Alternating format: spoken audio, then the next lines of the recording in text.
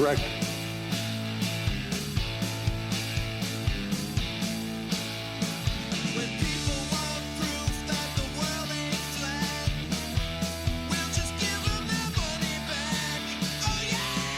Beginning this weekend. I'm not a perfect person.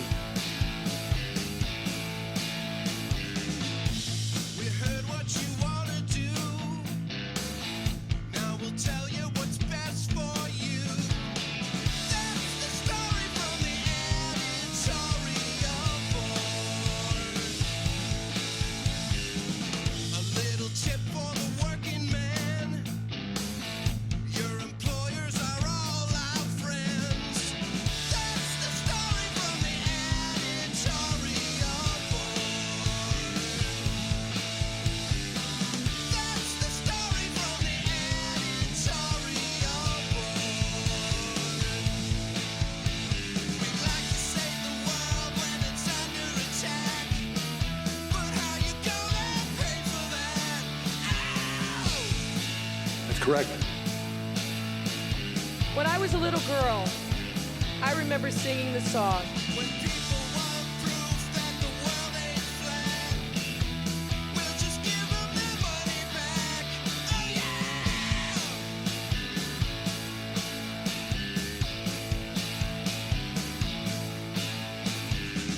That's the story from the editorial board. That's the story from the editorial board.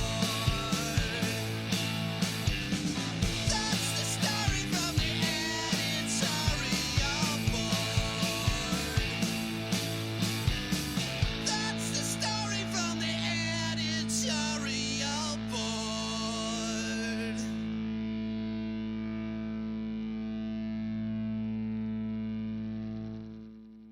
When I was a little girl, I remember singing the song. How is that possible? That came out like a month ago. You knew editorial board when you were a little girl? Michael Girardi, is that an original song or not? I think Lori Lightfoot may have actually composed it one day back in Ohio when she was watching a Cleveland Browns game. Once again, shout out to our good friend Michael Girardi. You can find those songs. Those songs are exclusively for the Ben Joravsky Show. Yes, he won't sue us for playing them. It's awesome, right? Don't give him any ideas, okay? Yeah, good call. But you can find those songs. Just go to Bandcamp Girardi, Gerardi. Download them, tell your friends, and I'm waiting for the day I'm going to be riding my bike in the city and I just hear someone just cranking editorial board in their car. It'll probably be me. Okay. And playing air guitar. Don't air guitar and drive, please. Oh, yes, sir. Don't Well, I'm give at it- a red light. Okay. That's fine. We'll take that. How's it going, everybody? Live stream chat. Feel free to weigh in. We'd love to hear what you have to say. We have a song of the day. Our song of the day comes from Claire. What's going on, Claire? Glad to see you're still on the live stream chat. All right, let's do this. Your Ben Joravsky Show for Friday, July 3rd is just moments away. But before we do this, we got to thank the following unions for sponsoring this interesting program in an attic featuring the Brown Line and occasionally the Metra. And overlooking the alley and a porta potty. Yeah, and sometimes you'll hear an air conditioner. Good times. We got it all on the Ben Joravsky Show. But your Ben Joravsky Show with now over 500,000 downloads. That's correct. What was that? That's the sound of like more downloads. Yeah. All right, I'm feeling it. I'm feeling it. Uh-oh, see that in the sky, D? Up in the sky? It's a bird, it's a plane. No, it's 1 million. We're coming for you, 1 million. Wait, we just got a download. Wow, that is the noise. Yeah, it's annoying. All right, your Ben Joravsky Show with over 500,000 downloads for Friday, July 3rd is brought to you in part by the International Brotherhood of Electrical Workers, Local 9, the International Union of Operating Engineers, Local 150, and of course, our good friends at the Chicago Federation of labor. If you're in a union, if you're like, in charge, like at a higher position in a union. Yeah, not just like a dues paying member like me. Yeah. If you're like a real important person. If you're like running things in a union, or if you're in a business, we would love to have you as a sponsor. You heard what I just said there earlier, right? 500,000 downloads. People will hear it, all right? So reach out to Tracy Bain at the Chicago Reader or the Chicago Sun-Times. Look it up and call them up. Hello. Hi, I'd like to be a sponsor of the Ben Joravsky Show. Oh, well, here's how you do it. We'd love to have you as a sponsor, all right? But anyway, all right, we have a song of the day, and so apropos, your song of the day for today, Ben. Okay. Proud to be an American. What's his name? Underwood? I thought it was like Kenny Rogers. Oh, I'm proud to be an American and from Muskogee.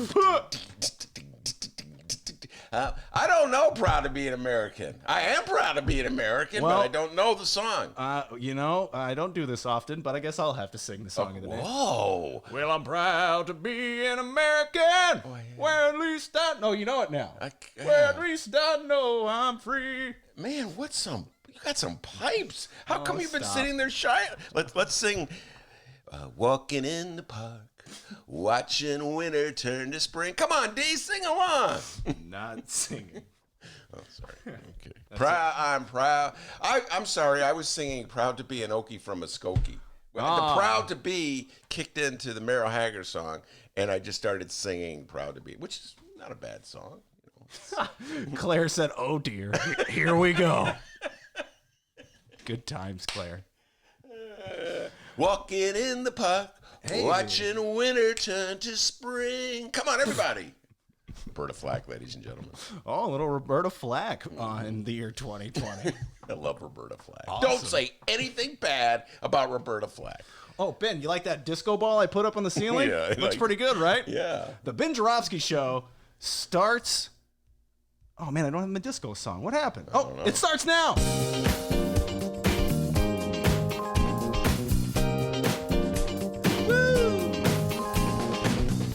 It is Friday, July 3rd. And yeah, still live from Ben's attic. This is the Ben Joravsky Show. You were talking about Lee Greenwood.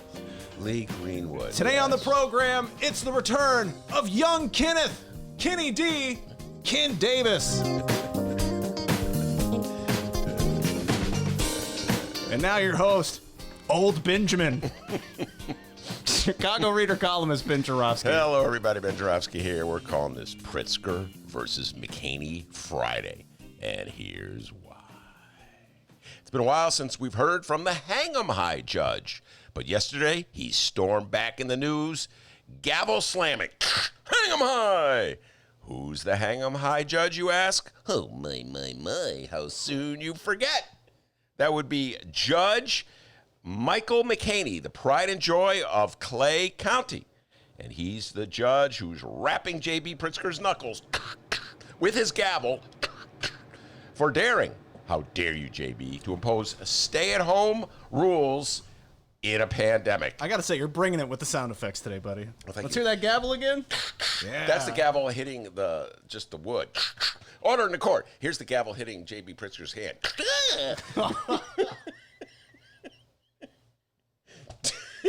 It sounds more like, ha! That's how it sounds. Oh, my God. All right, explanation time, because I know you potheads out there forgot. I forgot. Who's McHaney, man? Okay, all of our marijuana smoking listeners, please keep listening. No, come on. Be You know I offended. love the reefer heads out there. Got no problem with them, D, all right? So they get a little forgetful from time to... All right, which one is McHaney, man? All right, well, explain it. Michael McHaney is the Clay County judge, all right? And he is a good friend, apparently, of our new favorite Republican, Darren Feed Them Hogs Bailey. That's correct. DB, as we call him.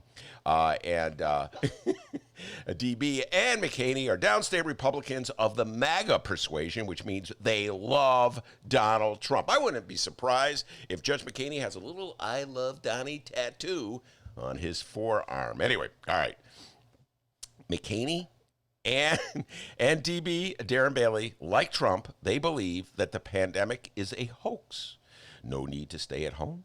no need to practice social distancing, no need to close or regulate businesses, protect people, and most important, no need to wear those dastardly masks. DB, Darren Bailey, the downstate Republican, we've talked about him a lot, he cannot stand masks. In fact, as you recall from yesterday's show, and by the way, Darren Bailey, you're welcome for all the attention we give you. I don't think there's anybody in the state of Illinois who gives you as much attention as we do. You're welcome. Albeit negative attention, but hey, attention nonetheless. Come on, man, just spell the name right, okay?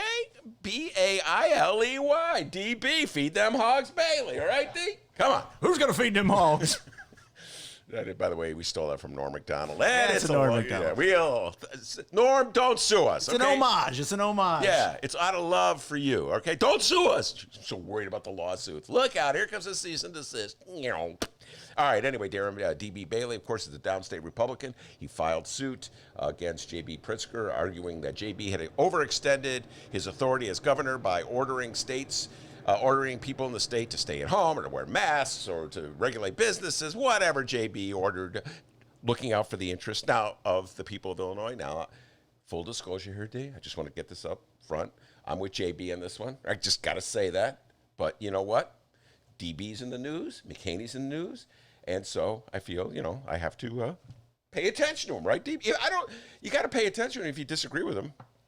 Anyway, by the way, DB, every time I think of Darren Bailey, I think of yesterday's story where he was on vacation, of course, in Florida. Where else would a pandemic denier go but Florida, home of Ron DeSantis? So he was in Florida. He had to hurry up back to Illinois, and he showed up not wearing a mask on the advice of his doctor. That's my favorite line. On the advice of his doctor. I'm thinking, what doctor would advise you not to wear a mask? You guys found the one doctor in America who advised him not to wear a mask. You know what, D? I've been thinking about this. You're going to go to that doctor?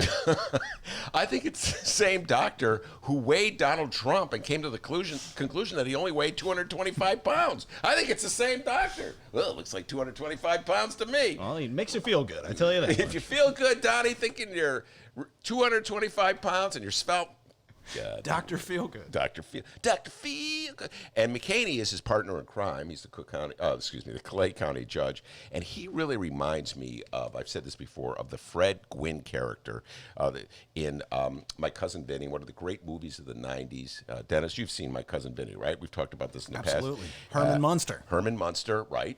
That was another role. Okay? The name of the actor is Fred Gwynn. He's so good that we think of him as the roles he plays. For 10 trivia points, D, and no pre-show planning, ladies and gentlemen. Let's see if you can get this. What was the name of Fred Gwynn's character in My Cousin Vinny? He was a judge, right? That is correct. Judge Ice Cube.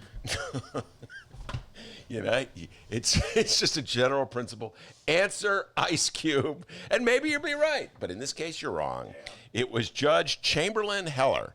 And the only reason I know it sounds like you looked it up. I did, and now I can't read my writing. It could be Haller, but I can't read my writing. Our host, ladies and gentlemen. So, Frank, if you can help me out there, I think it's Haller. But anyway, when I was looking up his name, I saw some of the sample dialogue, and there was some funny dialogue in there. There's the one where the judge, Joe Pesci's character has an objection, and the judge says something along the lines, "What an intelligent, lucid objection." And Joe Pesci says, "Thank you, Your Honor." And then the judge says, "Overruled." And I thought it was funny. Anyway, and that is sort of Judge McHaney's attitude to anything J.B. Pritzker comes up with. He's a big believer in limiting the power of the governor to do anything proactive that might protect the people of Illinois from COVID-19 on the grounds that McHaney believes. He believes it's a largely exaggerated disease. He does not think that it's a real health threat to the people of Illinois. He thinks that the state is overcounting the number of people who've died from it. At one point in one of their hearings, I'm doing this from memory, but I remember Mark Brown wrote a great column about this. At one point, by the way, we'll get into Mark Brown in a little while. Mark Brown? Mark Brown really wrote a great column. We'll get back to Mark Brown in a little while. Anyway, there was a hearing where McHaney was theorizing that if a person dies in an auto accident who has COVID-19, they will count that as a COVID-19 related death. Look, I don't know what planet he thinks he's on. It would not be counted as COVID-19, but whatever. It's his world view that the disease is exaggerated, that J.B. Pritzker has exaggerated the disease, that there is no reason to protect people or regulate the state, and he concurs 100% with Darren Bailey, the downstate representative who filed suit alleging that Pritzker had gone too far, had no legal authority to impose regulations, even if those regulations were intended to protect the life of people in the state of Illinois. Yesterday, they had a hearing, and Judge McHaney, to no one's surprise, ruled in favor of D.B. Bailey, at which point Darren Bailey, you all right? Okay. At which point Darren Bailey tweeted out, yes, sir, Darren Bailey tweets, I tell you, he's a lot like Donald Trump, quote, Illinois is open, live responsible. I'm not quite sure, like, what is he, I'm not quite seeing that one, I'm not quite seeing the correlation between Illinois is open, do whatever you want, and live responsible. We're going to be talking a little while about the people lining up at bars in Wrigleyville. Are they living responsible by going into bars and breathing in each other's face as they have their drinks, et cetera, and so forth? I do not think so. Anyway, McHaney agreed with him. The case will be appealed. I don't believe the state has appealed it yet. The DB said the state is open. You can do whatever you want. Pritzker says, no, that is not the case, that other rulings by other judges overrule McHaney's ruling, if you follow all that. But it doesn't really matter because people in Clay County are apparently violating all the rules that Pritzker is stating anyway. So it really doesn't matter what Pritzker says in Clay County. They do whatever they want. They follow the lead of McHaney and DB Darren Bailey. So yes, indeed, big day for the Republican Party. The ruling was no surprising, and I point out that McHaney's ruling comes as news of the pandemic spreading throughout the country is on the front pages of every newspaper that I see. It's exceedingly high in Texas. The number of new cases of COVID-19 in Texas rising, so to the point where Republican Governor Greg Abbott is making some of the same decisions that J.B. Pritzker has made. He's ordered, among other things, throughout many parts of the state, that people in public have to wear masks, which is very interesting. One of the first times that Greg Abbott has taken that stand, if you recall back in, I think it was in March or April, he ruled that municipalities in Texas did not have the authority to make people wear masks. The Republicans have this bizarre thing with masks. Not quite sure what it's about. My guess is that they think it's somehow or other unmanly to wear a mask. They have an obsession about their manhood, so they don't want to be seen in a mask. I don't know if has Donald Trump been photographed in a mask yet? No, I don't think so. Don't invite any of these people to your Halloween party this year. They do not like masks. Yeah, I don't know if we'll even have Halloween parties this year. But so it'll be really curious if the Republicans in Texas find their Darren Baileys and Judge McHaney's to challenge the authority of Greg Abbott to order people in Texas to wear masks. Republicans, you officially turned your party over to the lunatics, and you have no one to blame but yourself. We got a great show today, everybody. Yo, Kenny Davis will be here. He's got a lot. Ken Davis is probably the smartest person when it comes to science, whoever comes on the show. He loves science. And so we'll be having a discussion about the whole notion of what's the Republican aversion to science. You know, right there, we're going to bring back that old clip from roughly 2014, I want to say, Dave, something like. It was during the Obama years where Fox TV was ridiculing Obama for wearing a bike helmet. I got it. Yeah. So we'll be discussing. I got a bike helmet. Wow, is Barack Obama in my attic? Oh no, it's Dr. D. Just me.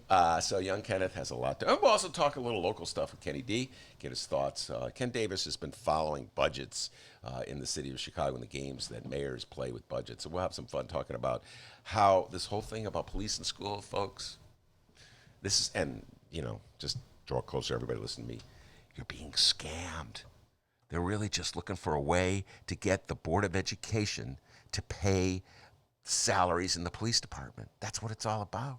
It's not about local school councils having authority. Oh, God, Chicago, please don't be so dumb to believe everything your mayors and people in authority tell you. Anyway, Kenneth Davis will be here talking all about that. A lot of political stuff. But before we do any of that, the man from all, the man they call Dr. D, with the news. Hey guys, how's it going? It's just Dennis. Oh, hey, before we get going here, we got some live stream chat going on here, some live stream chatter. First off, our good friend KMA Barry has the scoop. There is a behind-the-scenes photo of Donald Trump in a mask from his trip in the Ford plant in Michigan. Yes, I remember that. KMA Barry. KMA Barry. Is KMA his first name, or is it just all one? It looks like KMA the first, Barry the last. All right. Has that picture ever been released? I remember people saying he wore the mask. I just don't recall seeing. Whatever. It's not like he can instantly. And also, too, I know you were talking about this before the show, pre-show prep. Herman Cain got coronavirus at the Trump rally in Tulsa 2 weeks ago, apparently. Well, that's interesting you say that. Herman Cain will definitely be talking about this with Monroe Anderson on Wednesday. We've already been exchanging emails about this. But Herman Cain, big-time Trump supporter, was at the rally in Tulsa. And now he has COVID-19, but I don't know who this guy is in Herman Cain's universe, but his spokesperson says that they didn't know for certain that it's Tulsa. It's unbelievable. This is how far the man is sick with COVID-19, which there's a good chance he got at a rally that Trump never should have held because it defied all scientific advice. They put a whole bunch of people in a arena and encouraged them not to wear masks, made fun of wearing masks. Herman Cain wasn't wearing a mask. You've seen I have seen the pictures of Herman Cain at the rally. I don't know if you saw those pictures. Herman Cain surrounded by, I don't know who they are, but some friends of his, I guess. I don't know. Anyway, they're waving little flags and got Trump buttons on or whatever. Anyway, he's come down with COVID-19, but no, we can't say for certain. The spokesperson said that he got it from Tulsa. They will do anything. The poor guy is sick and in a hospital, but they'll do anything to avoid having to say positively that it's a good idea to wear a mask. All right, everybody. So before we find out what's happening in Chicago and or Illinois for the fourth and final time this week, we need to remind everyone of this weekend's Benny J bonus interviews. Oh, yeah. Now, if you're new to the program, you may be thinking to yourself, Benny J bonus interviews? Yeah, newbie. Benny J bonus interviews every Saturday, Sunday, and Monday at both Chicago Sun-Times and Chicago Reader websites and wherever else you download your favorite podcast. Brand new, never before heard, one-on-one interviews for you to listen to. Let's run through this weekend's lineup. First up, Saturday, the 4th of July. We welcome a dear friend back to the program. His name is Antonio Correa. We will be recording this after today's program. But Ben, tell us what you plan on asking Antonio and give these people a reason to download this interview. Well, this is going to be a great interview. Antonio Correa is a dear friend of both Dennis and mine. I forget what his rank was in the Marines. He was in the Marines. I don't know if he made it to sergeant or whatever. But Antonio Correa is a proud Marine. He'll probably say Semper Fi at least 5 times. And what's the thing he always goes, D, when he's on the show? I believe oorah. Yeah, oorah. He'll do oorah a few times. And yet, he does not stand for the national anthem. He's got this whole theory. What a badass. He is a badass. I love him dearly. One of my best friends, Antonio Correa. He's going to come on, and we're going to be talking about why his position on the national anthem, his attitude when people say, thank you for your service, his love for the Marines, and all kinds of great, appropriate conversation for the 4th of July. His attitudes about the 4th of July, and his attitudes about Colin Kaepernick and the NFL. The NFL's unbelievable. They are just, can we undo this thing as fast as we can? I mean, the team, we had Kevin Blackistone. I'm on a tangent within a tangent. He's been on the show twice. My dear friend Kevin Blackistone, a sports writer extraordinaire for the Washington Post, is making a movie about the name of the Washington football team. I just refuse to say the name. I'm with Kevin on this one. It's Redskins. Okay, you can say the name. I just refuse to say the name, but everybody, and they're making a movie trying to put pressure on Daniel Snyder, the owner of that team, to change the name. Snyder won't change the name, but now apparently there's so much pressure coming on the NFL to stop being so freaking racist that the Washington Redskins, whoops, I said it, the Washington team is considering changing its name. I got a feeling that this is just a face-saving way of coming up with an excuse to change it. So I got a feeling Antonio Correa and I will talk about that as well. Any ideas as to what they should change the name to? Got any, the Washington? I mean, anything could be better than the Wizards. Well, the Wizards are better than the Bullets. That's what the Wizards were before they were the Wizards. And then the owner of the team thought it just was not a good idea to have a team named after Makes bullets sense. in the city where there was so much violence back in the 90s. Let's see, what could they change there? I have to think about that. I'll ask Antonio. Live stream chat room. Help us out. there we What, go. what should they change their name to? Washington blank. Help us out. So that's going to be available by 5 a.m. Our 4th of July Benny J bonus interview with Antonio Correa. Hey, who knows? I'll get some fireworks sound effects, and I'll play that. And because it's 4th of July, during the interview, I'll eat a hot dog.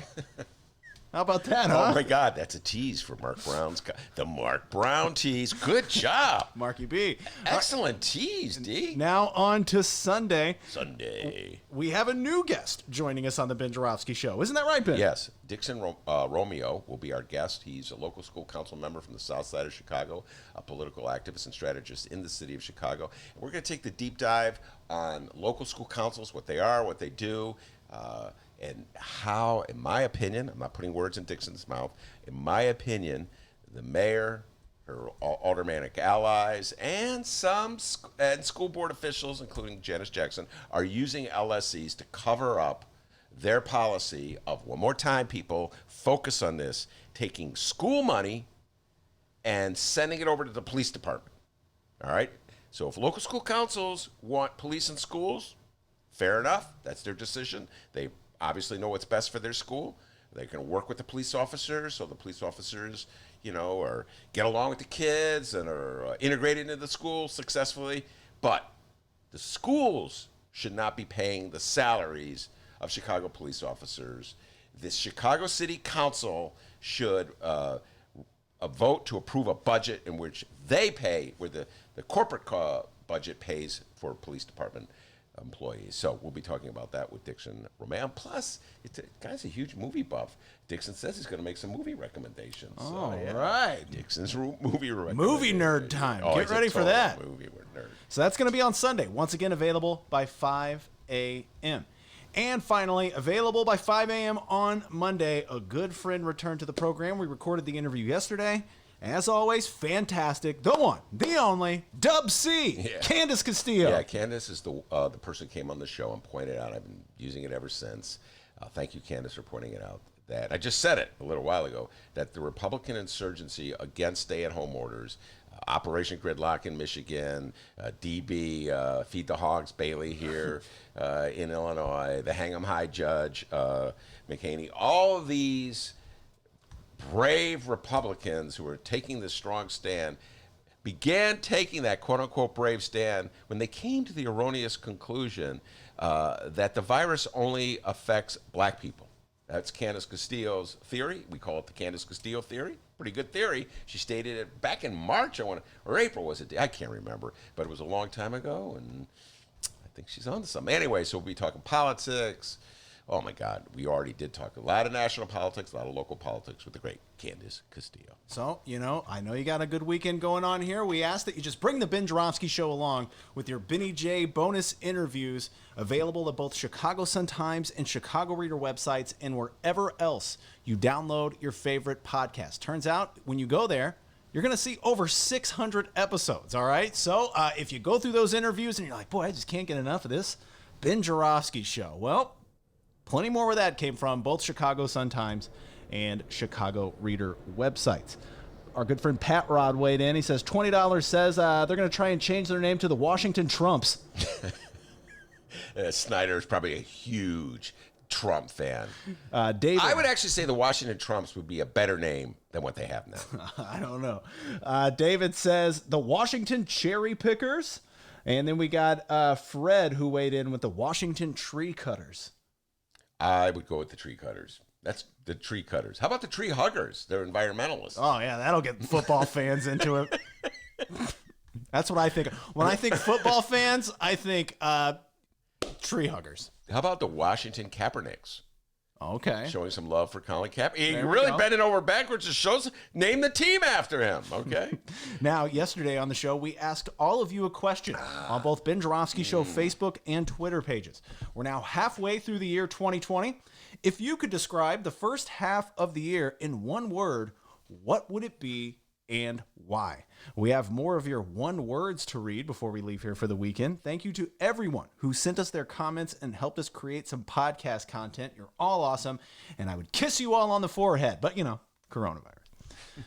All right, let's find out what the people are saying. Ben, by the way, for those who missed it, Ben's one word, the F word. Yes. Did I actually say the F word? No, Right? thank you for doing that.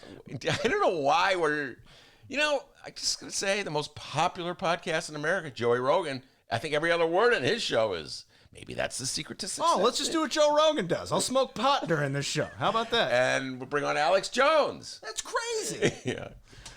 My word, by the way, humbled. All right, so let's read more of your one words here. First up, the Facebook page. We got Benjamin. Benjamin's one word, bad. Then he puts, because it was bad. Okay, so maybe the why part wasn't necessary. We get it, Benjamin. Bad. What do you think about that? It's one of my favorite albums by Michael Jackson. I'm Nice. bad. You know it. Sorry. Listeners are so lucky today. You're getting tons of songs. Yeah. Bad would just pretty much sum it up. Yep, bad. It's just been bad. All right, And now- I'm sad. Oh, I'm sorry. Bad, sad. I feel Get bad. it? Here's Jared's one word, enlightening. Lightning. Ben Joravsky's speechless. Wow. Yeah. I got to think about that. I think you'll like John's one word. John's one word is Trubisky. When it first got here, it had some good qualities and a lot of promise. Then it just started throwing meatballs. Send that guy the blue Mustang. Okay, we don't give away prizes. Absolutely excellent. On to a guy with maybe the coolest first name out there, Bird, B-I-R-D. Bird's one word, energizing. I guess I'm not quite, but there's a song, Bird, Bird, Bird. Have you heard the word about a bird? All right, so not a comment on your comment, but a comment on your name. That's cool. Yeah, energizing. I mean, I guess the left is energized, so yeah, okay, I can see it. All right, on to Layla. Layla's one word. Layla? Layla. Is that her? Hasn't she weighed in before? I believe so. I will now do my imitation of the opening of the great classic Derek and the Domino song. Now here comes Derek. Then Dwayne. I'm Guys, keep listening, please. Don't tune out. Okay. I love that song. It's my favorite Derek and the Dominoes song. You know that song, D? No. Layla's one word, exhausting. Yes. She says, every day there's a new scandal. I would like to watch the news just one day without hearing the words Donald Trump. Oh my God, I'm with you 100%. I wonder, is Layla her real name? If it is her real name, guaranteed her parents are huge Derek and the Dominoes fans. Layla, are you listening? Is that true? Are your parents huge Derek and the Domino fans? Please let us know on the Ben Joravsky Show Facebook or Twitter page at Benny J Show, BENNY, the letter J Show, or you can send us an email, BennyJShow@gmail.com. On to Steve's one word. I like this word. Don't think it's a real word, but I like it. Craptacular. By the way, is that the same Steve who put on Facebook that instead of doing song of the day, we should just post the YouTube? I believe so. Okay, Steve, that was pretty funny, man. Yeah, and I sent back to him, that may be the secret to YouTube success. Quite possibly. Ben, maybe you should just have the real song, and then we get sued, Steve. You think of that? Are you an attorney? We can hire you, On to Kylie's one word, and Ben, I think this is her real name. Kylie, her one word, never ending. Yeah, man. On to Matt. That's a good one. Matt's one word, also bad. And then he says self-explanatory. Yeah, I agree. Hannah's one word, weird. It is weird. I would say that DB, Darren Bailey, and the Hang 'em High judge, Michael McHaney, are weird. So, yes. All right, if you just tuned in, we're reading everybody's one word to describe the first half of the year 2020. Chrissy's one word, exhausting. Yes, but I'm fired up. After this 3 days off, I'll be ready to go again. Right, D? Yeah. Hey, yeah. You're damn right I'm pumped. Hand me that bottle. Yeah. Let's go, baby. All right, on to Paul's word. Paul's one word. And hey, if you're in a band looking for a name, you're welcome. Paul's one word, suck bucket. That's pretty cool. On to the Twitter page. On to Twitter here. Again, we can't thank you all enough for your one words. All right, this, let's see here. Jake Lewis. Wait, we know Jake Lewis. Chicago Federation of Labor, the pride and joy of Evanston High School. That Jake Lewis? That Jake Lewis. Okay, just weird. want to make sure. Jake Lewis is one word, suboptimal. Ben, quick question. What does that mean? That means he's one of the smart kids at Evanston Township High No School. kidding. Not like a dummy like me. Huh? Well, that's pretty good. All right, up next, it's Shia Kapos. Yes, that's Shia Kapos, Illinois Politico's own. She gave her one word, metamorphic. Whoa. I think she was a smart kid at Evanston High School, too. Metamorphic. Ooh, that's some reefer stuff going down there. All right. Get the bong out on that one. Metamorphic. I like that. Yeah. A little Franz Kafka. Well, we got more big words that this producer doesn't know what they mean. How about Lucy? Lucy's one word, rebarbative. Wow. Guys, you're just trying to show that you're smart. I was going to say, you guys have thesauruses out there? Yeah. These are like, SAT words, Did you take the SAT? Did you ever take the I took the ACT. Oh, my God, same thing. It's like after a while, like, I'm tired of this. I'm just going to start marking Yeah, them that's up. how I am too. Like I was really into it. Then about 20 minutes later, like I'm bored. Yeah. C. I knew a guy. He on the ACTs. This is true. He put all C's on the ACT and got a 22, which is pretty good. How do you know that's true? He said it, right? Yeah. Okay, well. They made him retake it. You're kidding. No, they made him retake it. He put What do all they C's, care? right? I mean, like, guys, why would you make him sorry. You made fun of our test. So? Yeah. So? Hey, mister, you proved that this test is kind of bullshit. Hey, man, where was Darren Bailey and the Hang'em High judge there? That's a clear case of invading someone's freedom and liberty. You should have a freedom to answer any question, any answer you want. DB, there's your next lawsuit. File a lawsuit. Jim, I think you may be right. Jim just put in, I think some of these folks are trolling Ben and Dr. D. I think they are. Possibly. How about our dear friend from the Chicago Reader, Brianna? She's not going to troll us. Her one word, long. Yeah, it's endless. Yes. All right. Let's see here. We're just going to skip through a few of these here. Let's see. Oh, Chicago Reader's Tracy Bame. The one and only. She participated in this. She gave us her one word, anguish. Also another cool band name, Anguish. Yeah, that's a good word. By the way, I looked up rebarbative, and it means unattractive and unobjectionable. So, good word. Who said that one? Let me look up that very smart word. Lucy. Lucy, excellent. The Blue Mustang is in the mail. Yeah. Lucy, you're really smart. Blue Mustang is not in the mail. If we went to high school together, I would try copying off of you. I would sit behind you, Lucy. Lucy, could you just move your shoulder a little bit? There we go. Bingo. Okay, on to, now this name's really interesting. I think her name's Rebecca, but the way she puts it on Twitter is Rebecca, exclamation mark. A lot of A's, a lot of H's. Her one word, cluster F word. Like that one. Who was the one that said shitstorm? I can't remember. It was Jeff Johnson. Oh, yeah, that was Jeff Johnson. That was our guest yesterday. Mm-hmm.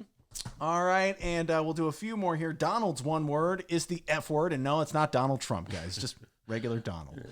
And finally, she's become a Benny J Show live stream chat room regular as of late. It's Claire. Claire's one word, destabilizing. Yes, that's a good word. But Thanks. I got to tell you, man, Lucy, Lucy wins with rebarbative. Okay, first of all, it's a great word. Now I'm going to use it all the time. But unattractive and objectionable. D, I think that sums up this year. So, boom. Blue Mustang on its way. All right, we don't give away prizes, but congratulations. You are the winner of our one word contest, I guess. Guys, I think it's safe to say this segment was a hit. Oh, yeah. Number one. Okay. All right, so let's do the news now. So since Shia Campos of Illinois Politico has taken a well-deserved day off for the holiday, I have no clue what our Illinois governor, J.B. Pritzker, is doing today. So we'd like to say to the governor, Mr. Pritzker, I know we give you a hard time on this program, but we hope you have a safe, happy, and fun-filled holiday weekend. Beginning this weekend, I'm not a perfect person. Oh, okay, JB, getting a little crazy.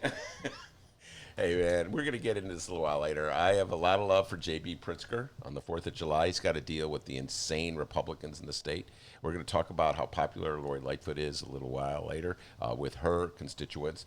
But she does not have to deal with an insane lunatic fringe. So, JB, I know you're, I hope you, just like Dennis said, you get some rest and you get your energy back and ready to go, because I do have tremendous amount of sympathy for you, because you have to deal with some nutcases. Best concert? Yeah, Steve Miller Band and the Eagles. All right, no one asked you what your favorite concert but is. when it comes to music, JB, come on, man. At least put Roberta Flack. Walking in the park, watching winter turn to spring.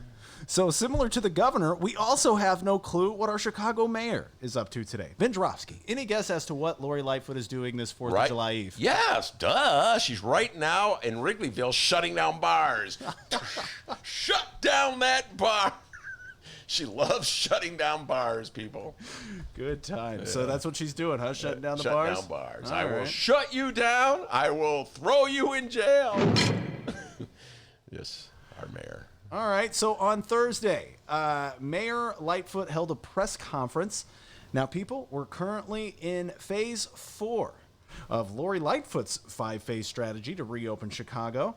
Like I said, phase 4 here, and if you're the owner of a bar or restaurant, after what Mayor Lightfoot had to say on Thursday in this press conference, I don't know, maybe just pretend we're in phase 3, right?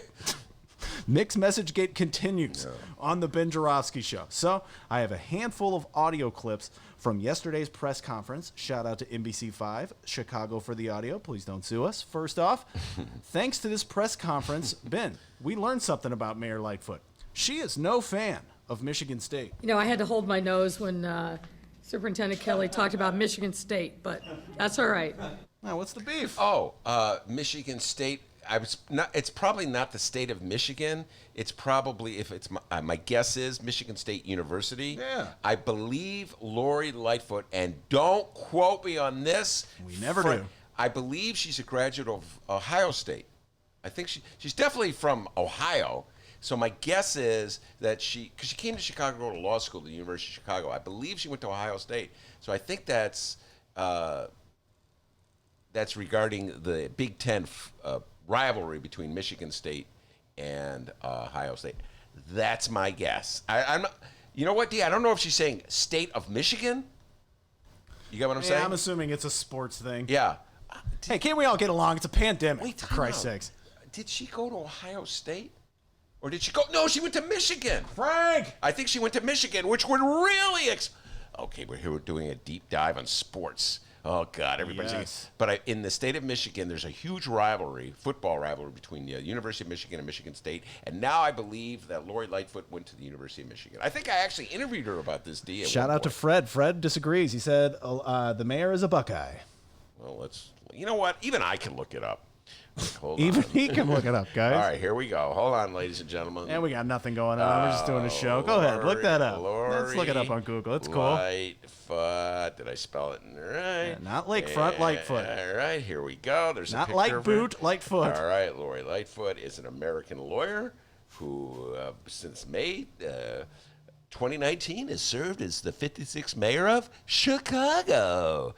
All right, let's see. Let me go down, and I was correct. Iowa? University of Michigan. And that explains. Oh. She doesn't like Michigan State. There's this rivalry between Michigan and Michigan State. Get Well, it? that's stupid. That's the butter cow. Since 1922. All right, everybody. Thank God we got that one settled, D. Well, I'm glad now that the world has gone to hell, we But- could still have But she was making a joke. She was saying, that's why she's so popular, D, because she got a great sense of humor. Someone mentioned Michigan State, and she said, I don't like Michigan State. And then the press corps went, good one, Mayor. I had to hold my nose when Superintendent Kelly talked about Michigan State, but that's all right. That's because she's a Wolverine, D, not a Spartan. Oh, those are the mascots, right? Do I know my stuff? Do I know my Big Ten stuff, huh? Listeners, please hang tight, all right? We got a lot of political content coming up here.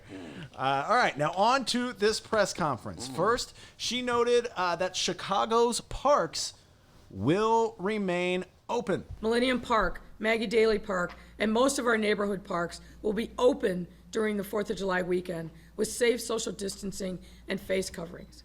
Meanwhile, the Lakefront Trail, Riverwalk, and 606 will continue to open so long as visitors keep it moving. And that means running, biking, but moving. What that doesn't mean is standing or congregating. No congregating. No standing. Keep it moving. These parks are for athletes only, all right? No right? bird watching. Unless you're walking while bird watching, okay? Or preferably running while bird watching or bike riding while bird watching. Don't stand and watch a bird. Is anybody just picturing someone with binoculars like walking as fast as they can? Walking. And sometimes I would go to the park and just look at the sky and think about the universe. Well, those days are over, pal. No contemplating. No contemplating the universe. Move. Okay. I'll contemplate the universe while I walk. But it's sort of self-defeating because when you were to contemplate a universe, you just want to stand there and be at one with the universe and do your Allen Ginsberg. That's what you want to do when you contemplate the universe. No contemplating the universe. No congregating, no contemplating. Just keep it moving. No thinking. Where's DB to file a lawsuit on behalf of contemplating the universe, people, huh? He's feeding those hogs. All right. Okay. So parks will remain open. But sad news for those looking to have a good time on the beach. Chicago's beaches will remain closed throughout the holiday weekend. And folks, let me be clear about this. Every single year, we lose so many people who drown in Lake Michigan.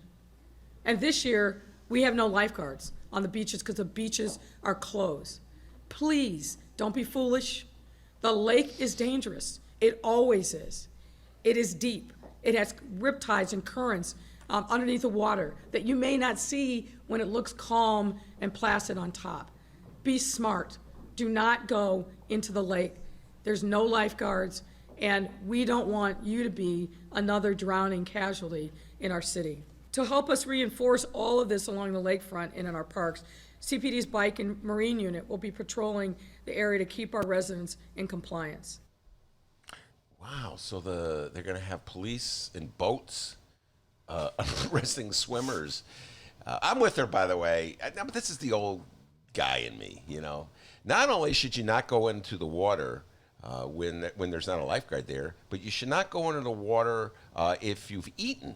All right, D? You got to wait an hour before you go in. Have you ever heard of that one? Grandpa Ben over here. No, but I'm with her. And Mayor Lightfoot, I'm with you on that one.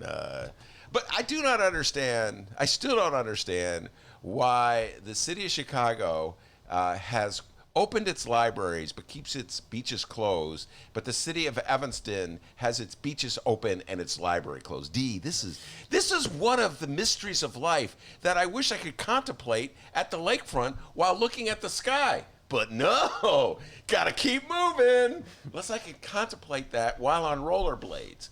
Evanston, libraries closed, beaches open. Chicago, beaches closed, libraries open. What does it all mean? My brain hurts. And hey, thanks, Mayor. I never knew. Lake Michigan, it's deep. Yeah, Lake Michigan is deep. It is. You know what? I'm not undermining you. I'm with her 100%. I get nervous. In the old days when I would be contemplating the universe at the lakefront. Don't do that. I do not do that anymore, Lori Lightfoot. Don't worry about it. I used to see the people out swimming off the rocks, and I would be like, "That's not a good idea. There's drop-offs. Oh my God, there's riptides. Oh my God, the water's cold. There's waves. Oh no." I'm with you, Lori. Like, I'm a worrywart just like you. Find Ben on the lake, swimming, surfing maybe. Who knows? No. Shout out to Brienne on the live stream chat. She says, oh, Lori would know all about the lakefront. Yes, she would. She loves Yes, the she would. lakefront. And by the way, the lakefront loves her back. All right, now comes the biggest takeaway from this press conference. The following comes from NBC5 Chicago. With Chicago bracing for gatherings over the 4th of July holiday weekend, Mayor Lori Lightfoot issued a warning to restaurants and bars that allowed massive crowds of people and long lines on the first weekend of indoor dining. Wait, Ben, stall. I got to pull the clip. Well, what were your thoughts on that? We read the article from Block Club Chicago, and we saw a picture of several Northsiders, no masks, just hanging out by the bar waiting to get in. One more time, let's give a shout out to the great Colin Boyle. Colin Powell? No, Colin Boyle. Now you got that in my head. For the rest of the year, I'll be calling Colin Boyle Colin Powell. Thank you, Dennis. Hello. Anyway, he was the ace reporter photographer who took the pictures. I saw the pictures today. The Chicago Tribune was all over that story today, D. Here's my Tribune, home delivered as always. Get a look at that newspaper, listeners. And there's a picture on the front of 3 friends in Chicago, Wrigleyville. And D, if there was a stereotypical picture of 3 guys. Oh, those are pros if I've ever seen them. I'm just saying, guys. Lord, 3 bros enjoying some brewskis in Wrigleyville. Oh, bro, man. Bro. Bro. So, I was going to say, when I read Colin's article and saw his pictures, that he established without a doubt that Chicagoans are as dumb as cheeseheads. Remember when we were making fun of cheeseheads? Wisconsinians, or whatever they're called, when they were flocking. Wisconsins. It's not Wisconsin's, is it? No, I don't think so. Wisconsinians. I like that. I like that. Wisconsinians. Anyway, whoever they are, cheeseheads, when they flock to the bars in Kenosha, remember that? And then Shia Capos. She got in that car, got in her little Ferrari with the top down, right? Drove up to Wisconsin and put on her mask, went into some of those bars, counted the number of Illinois license plates. So we knew people in northern Illinois were not of the brighter persuasion. And now we learned that bros in Chicago, not that bright. Let's just all get together, drink beer, breathe in each other's faces, and have a good one. Because all that matters is that we rock and roll. Yeah. That's my bro imitation. That was good. That was good. Hey, can you show me that picture again? I need to check something real quick. Okay. Yeah. Okay. No. Bill Conway, not on there. No, Bill. Forgot his name for a second. Bill Conway, I know, the state's attorney. He's in Wrigleyville right now having a brewski. Shout out to KMA Barry, Wisconsinites. Wisconsinites. Yeah, that's good, Wisconsinites. All it's right. better to call them that than to call them cheeseheads. By the way, rumor has it, Shia Capos did a beer bong. That's not true. I looked it up. She didn't do that. She did not. Come on. And I don't even know if she drives a Ferrari, though. It'd be pretty cool. Here I go to the border town. Thanks for your one word, Shia. All right, so Lori Lightfoot, I have the audio here.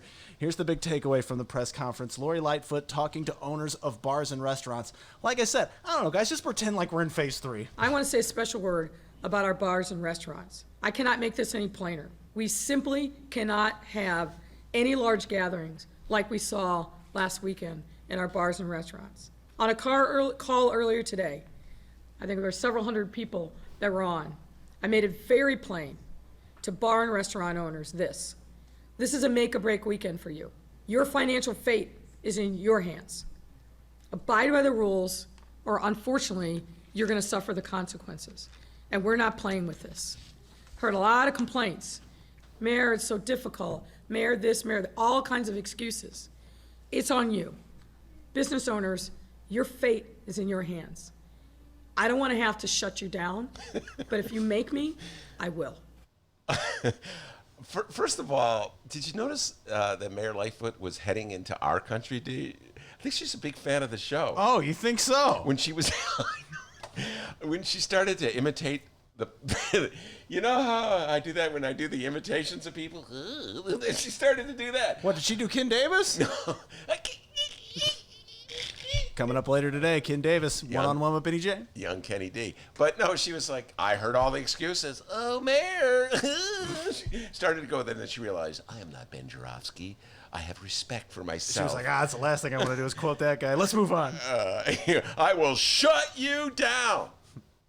Yeah, no. We will shut you down. Yeah. We will cite you. Uh-huh. And if we need to, we will arrest you and we will take you to jail. Got it. Take you to jail. I noticed she left that part out. She's not mass arresting. That was the original version. What we heard there on the bars, that was the remix. That was the remix. By the way, and so that was she said that was a, what do they, Zoom conversation, did she say? Was it Zoom, D, with like a whole bunch of people? Isn't that what she said? I thought she said Zoom. I hope it wasn't one-on-one. At some point, I bet you someone was taping it, in which case, just like that infamous Zoom conversation that took place with the alderman, where somebody released it. That's how we got the great showdown between Raylo and Mayor. Remember that one, D? Oh, yeah. Yeah, so I'm hoping someone releases this one. But I'm with you 100% on this one, Mayor Lori Lightfoot. We see eye to eye on this. The excuses by the bar owners, I'm not buying it one bit. I want an answer. It's not something you ignore. I think you're 100% full of shit, is what I think. If you think we No offense, fuck you. Okay, whoa. Who are you to tell me I'm full of shit? No, just calm Hey, down. we're all adults here. Oh, and also, by the way, look forward to future Ben Joravsky shows for this Lori Lightfoot drop. Heard a lot of complaints. And we're going to be using that one quite a bit. I've heard a lot of complaints. Heard a lot of complaints. I'm sure you Yes. have. I'm sure you A lot have. of people calling you all the time. Mayor Lightfoot, you wouldn't believe this, but there's a bar on Clark Street. No, but, they're pretending there's nothing I could do about it. The bar owners, I tried everything I could, Madam Mayor. Well, there's nothing I could do about it. I don't know. I got a feeling there was something you could do about it. But yeah, it's just impulse. We've talked about this impulse that people have. They just don't get out of their houses. And they don't really believe. They got that inner Darren Bailey. They don't really believe that the virus is real, and they don't really think it'll hurt them that bad. And if they get it, they'll probably get it over quick. And it's just Or the city told us we can go out to the bars and go to the restaurants. Yeah, well, there's that too. But the city did say do social distancing. They just don't believe they're gonna get sick. And the bartenders the bar owners are like, oh, there's nothing I can do, huh? They just keep throwing money at me. Yeah, buy a few more beers. There's nothing I can do, Madam Mayor. They overwhelm me.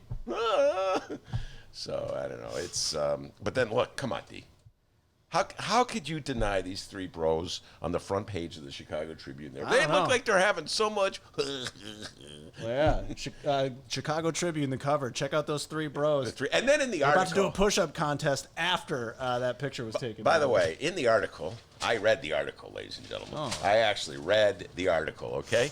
So wait. What a braggart. Yeah, I'm just saying, this is pre-show prep that I did it about, are you ready for this? I got up really early today. And this is the difference between Dennis and one of the many.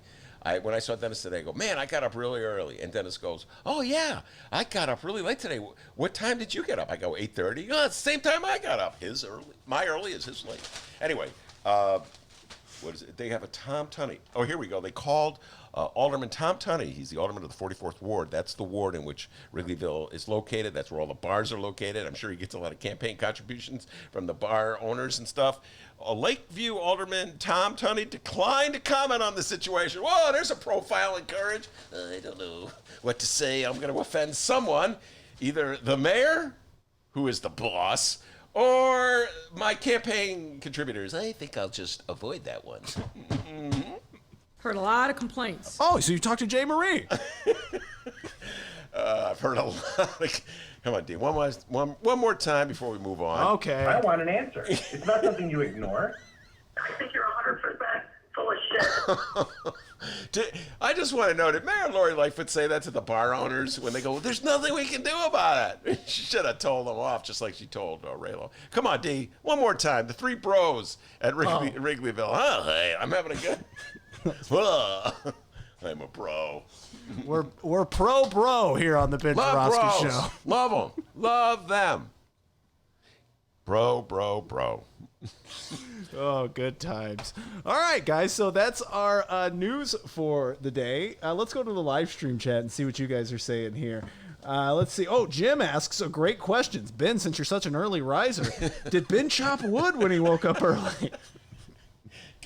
Blue Mustang to that guy for a great question. No, what I did, I don't know what happened, Jim. I got up at 8:30. I was like, oh my God, it's so early.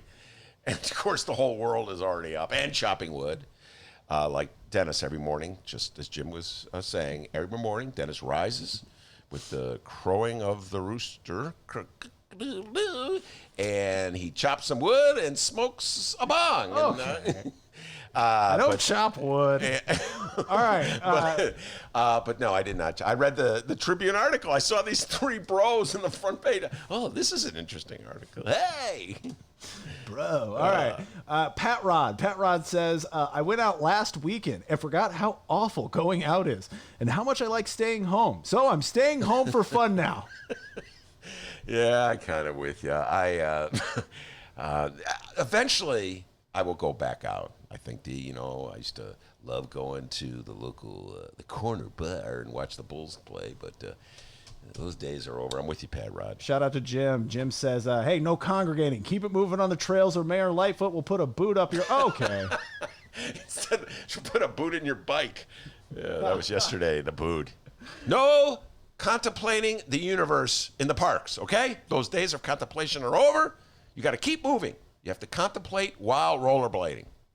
That'd be interesting. Jim's coming with the hits today. Let's see here. First off, Jim says, what about the Washington Deadskins? Well,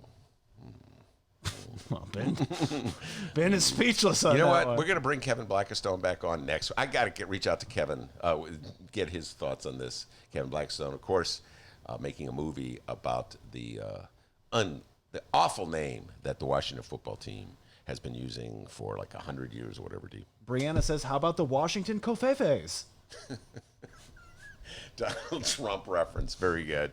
Very good. Good. I'll go with that. All right, and that's about it, guys. Feel free to weigh in on the live stream chat. We highly encourage that. We may read your comments a little later on. Also, find us on social media at Benny J Show, BENNY, the letter J Show, on both Facebook and Twitter. Say hey to Leah while you're there. Leah's back. We can't thank her enough. She did a superb job this week in helping us with our question of the week. You can send us an email. BennyJShow@gmail.com, BENNY, the letter J Show @gmail.com. Send us whatever. It's cool. And we have a phone number. That's right. You can reach the Ben Joravsky Show via telephone, just like our old radio days. Call us up. We don't have... Turns out all the 773 and 312 numbers are taken, so we have a 708 number. You can find the Ben Joravsky Show. Call us up at 708-658-4788. We don't really get that many voicemails. Let's change that. Give us a cool 4th of July voicemail, huh? Maybe you're out lighting fireworks or something. Send us a voicemail. Say hey. That would be awesome. All right, we're going to take a little break. Wait. Oh, what? Before we take the break. Okay. That was I just fantastic outro, but go ahead. That was a good job. Good job. But I just want to say one thing. A shout out to Mark Brown, columnist for the Chicago Sun-Times. Two really outstanding columns back to back. Mark Brown. And it has to do with Michael Taden Jr., who's a well-connected political operative in the city of Illinois, who owns very expensive digs on the lakefront, right across the street from the park, where you're not allowed to contemplate anymore, D. Right across the street from Lincoln Park. Keep moving. Keep moving. Anyway, he wrote a very funny column about how Michael Taden had clout, and apparently his property abuts the park. It's park land, but he put these hedges up so people think it's private property. Mark Brown read about it in Block Club. Let's give a shout out to Block Club. They're on a roll. Good God, they're on a roll. Block Club. This is your biggest summer since the alligator. Yes, last year they were covering Gatorgate. Now they're doing a lot of other stuff. Anyway, so he went there and he hung out, even though you would think the land is private property because it's behind this row of hedges. It's actually public property. So Mark Brown came out. He took a chair. He plopped the chair down, and he was wearing a red hat that looks kind of like a MAGA hat. I'm just saying. I don't think it is a MAGA hat. Looks a little MAGA. You can't wear a red hat these days, guys. You know, I mean, well, I don't. Anyway, and he ate a hot dog. Okay, well, I got to give Mark Brown credit. I'm reading this Proud to be an American. The highest compliment I could pay another writer, another columnist is like, God, I wish I had written this column. God, I wish I had written this column. God, I wish I had a hot dog. Like that too. Anyway, so the caption of the photograph that shows Mark Brown with his MAGA hat, not MAGA hat, MAGA-looking hat, eating the hot dog. It says, here's a caption, and it says, Chicago Sun-Times columnist Mark Brown writes while eating a hot dog outside businessman Michael Taden's home on Wednesday. I think that's a great caption. Writes while eating a hot dog, and he's scribbling notes. He's an old school reporter, still uses a pen and a piece of paper. Anyway, everybody check out Mark Brown's column. Great job, Mark. As appreciation, your blue Mustang is in the mail as well. Don't give away prizes. Hey, if you want to congratulate Mark personally, I know where you may be able to find him. You see some feller running up and down Cricket Hill, that's probably Mark Brown. Yeah, and it'll be a guy in a red hat eating a hot dog while he runs up Cricket Hill. And as we all know, Mark Brown made a mistake. He said that he went up and down Cricket Hill 15 times. Nobody believes him. And hey, we can prove it now. Because, as long as we don't stand, we have to. Okay, here's what we do. We're going to go, you, me, Ramana Hussein, because she's in on this as well. And we'll go to the Cricket Hill with Mark Brown. And he will run up and down the hill. We will count him, but we will not stand still and count him, D, because we don't want to violate Lori Lightfoot's rule. So we'll walk around the hill while Mark Brown runs up the hill. How about that, D, huh? That's how we're going to do it. No congregating. No. Heard a lot of complaints. Mm-hmm. You have. She has heard a lot of complaints. She knows who's been good and who's been bad. She's like Santa Claus, all right? All right, everybody, that's our news there. We're going to take a quick little break here, and when we come back, it is the return of our dear friend, the one, the only, around here we call him Young Kenneth, Kenny D, Ken Davis. Don't go anywhere, people. It's the Ben Joravsky Show. We are live from Ben's attic, and right now we're going to play a little Michael Girardi host's pick, huh? Ben, what song? We heard editorial board earlier, so we have a new low, bailout, tax increment financing, or shelter in place. Which one you want? Let's do shelter in place. Shelter in place. All right. It's the Ben Joravsky Show. We are live from Ben's attic. Don't go anywhere, everybody. Keep it coming on the emails, the Gmails, the Facebook, the Twitter. We'll be right back.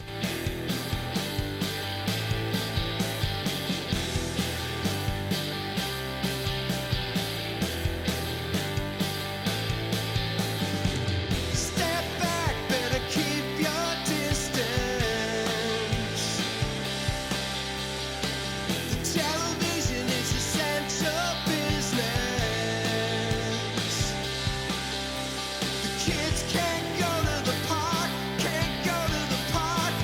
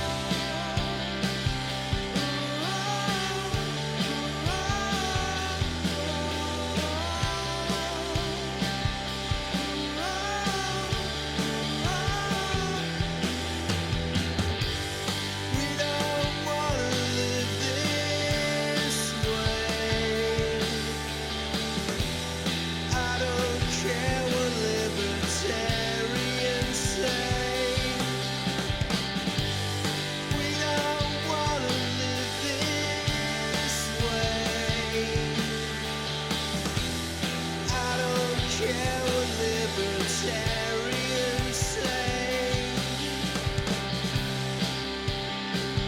Oh, oh, oh,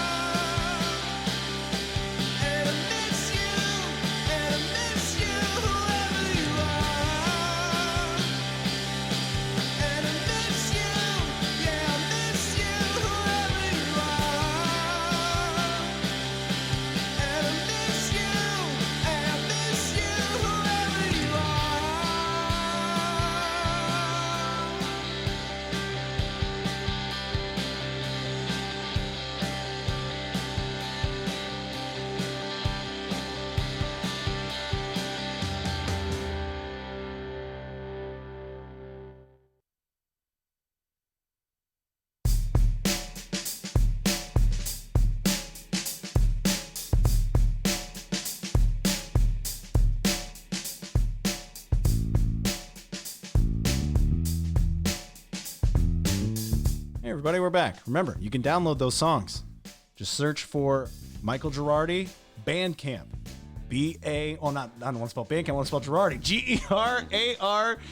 I hope you all can spell Bandcamp. Bandcamp for those who can't, all right? You'll find this song that you're hearing right now, you can find there as well. He made this song as well, so go check those songs out. All right, it's now time for our host's favorite part. I love this part. He loves this part. I love this part of the show. For some reason, he just loves this I part. love this. Calling guests. Where we call our guests live. Yeah, let's see if they answer the phone. All right. There's always the possibility that one of them will. We once had a guest. Yeah, that happened. They just, they forgot.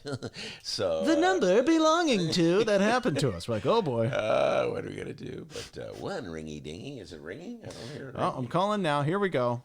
Ken Davis. Let's see if he answers. Let's see if he answers. Young Kenneth Davis. We're live, people. The pride and joy of people. Chicago. Two ringy dingies. Dennis, All right. Kenneth, what's up, buddy? how are you? Good. We're live. Yes, we're live. And We're live. yeah, That's how we do it in the attic. Mm-hmm. Yep. You're on the air. Oh yeah, they're all listening to you. Say something really intelligent.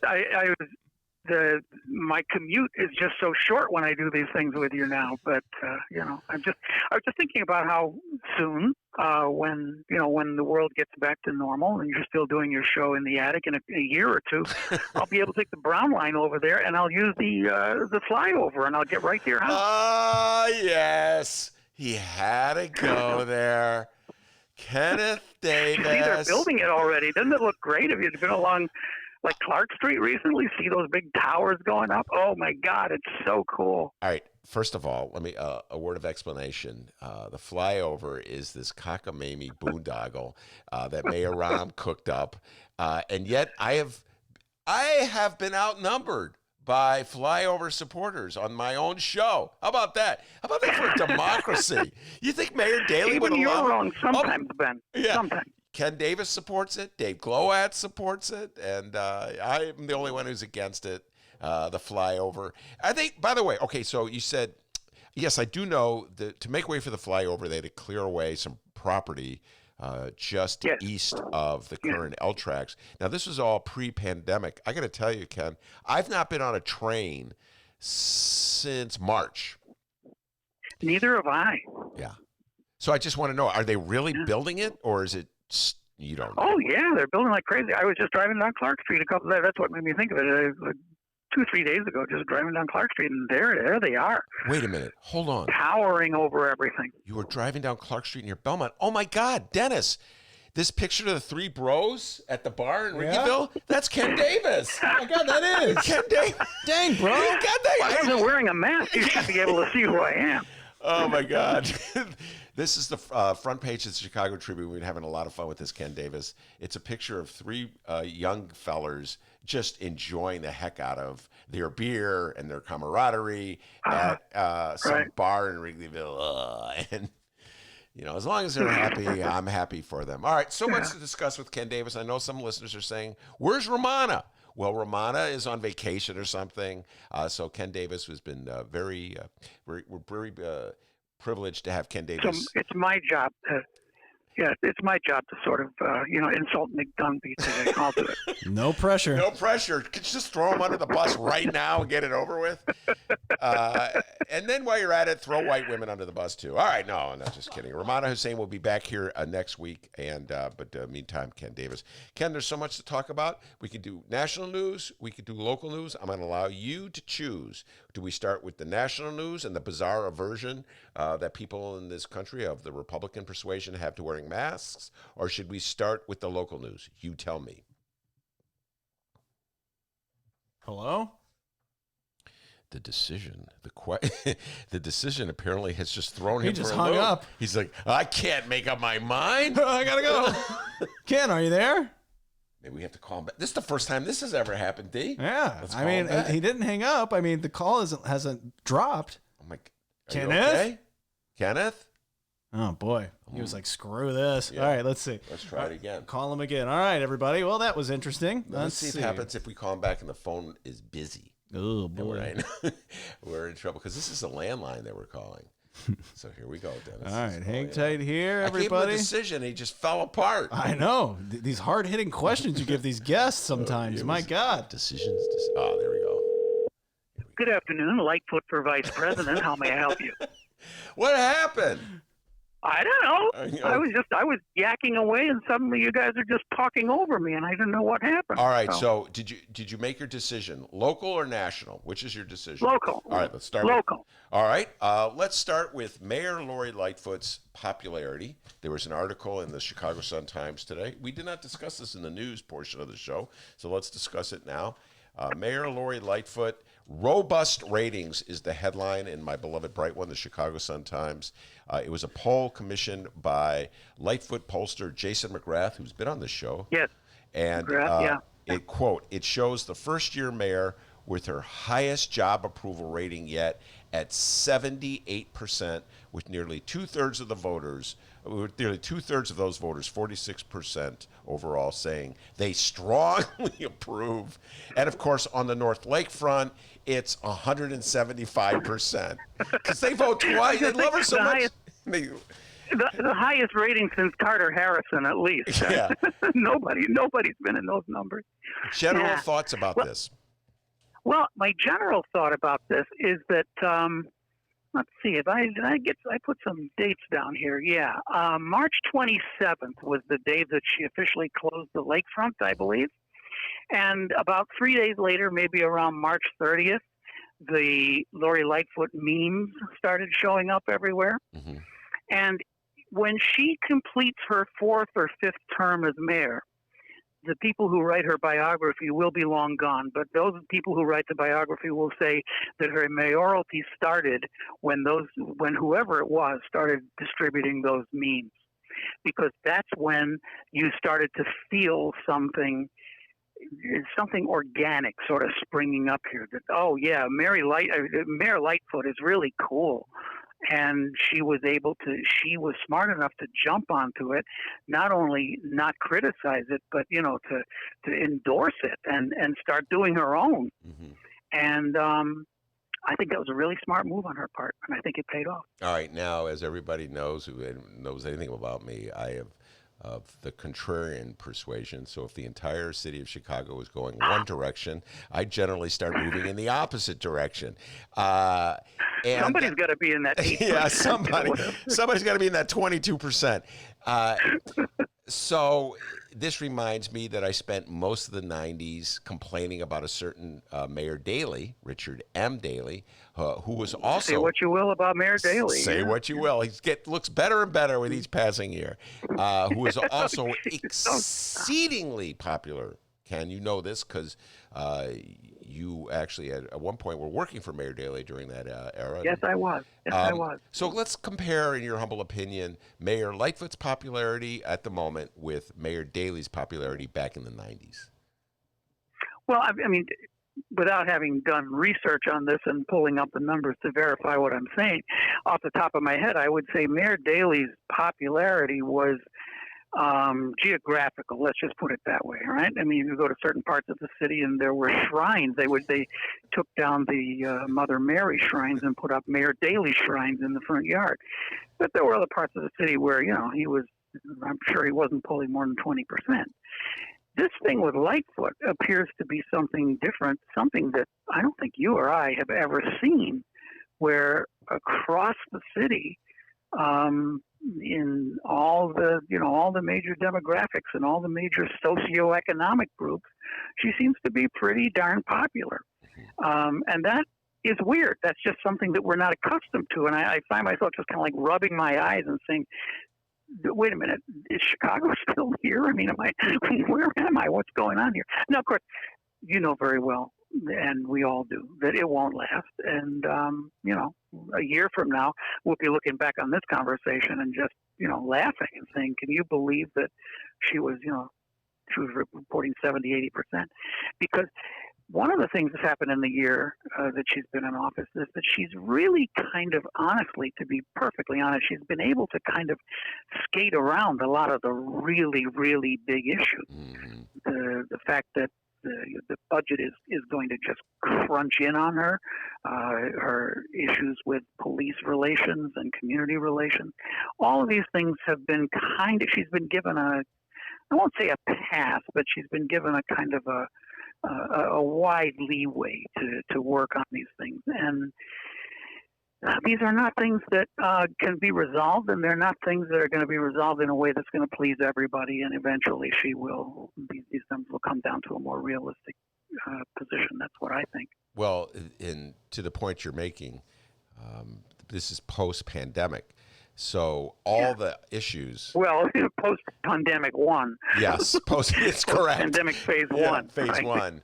This pandemic could be around for a while and various phases. Yeah. But all the issues that you're talking about, all the budget issues that she had to face, all the police contract issues that she had to face, and all the tough decisions on taxation, et cetera, and so forth, have been pushed to the side because we're in the middle of this crisis. And my theory that I articulate all the time, and I've said it, we've had conversations about this, is that Chicagoans, I always find this baffling, but this is the city I've chosen to live in. Chicagoans really like having a tough mayor.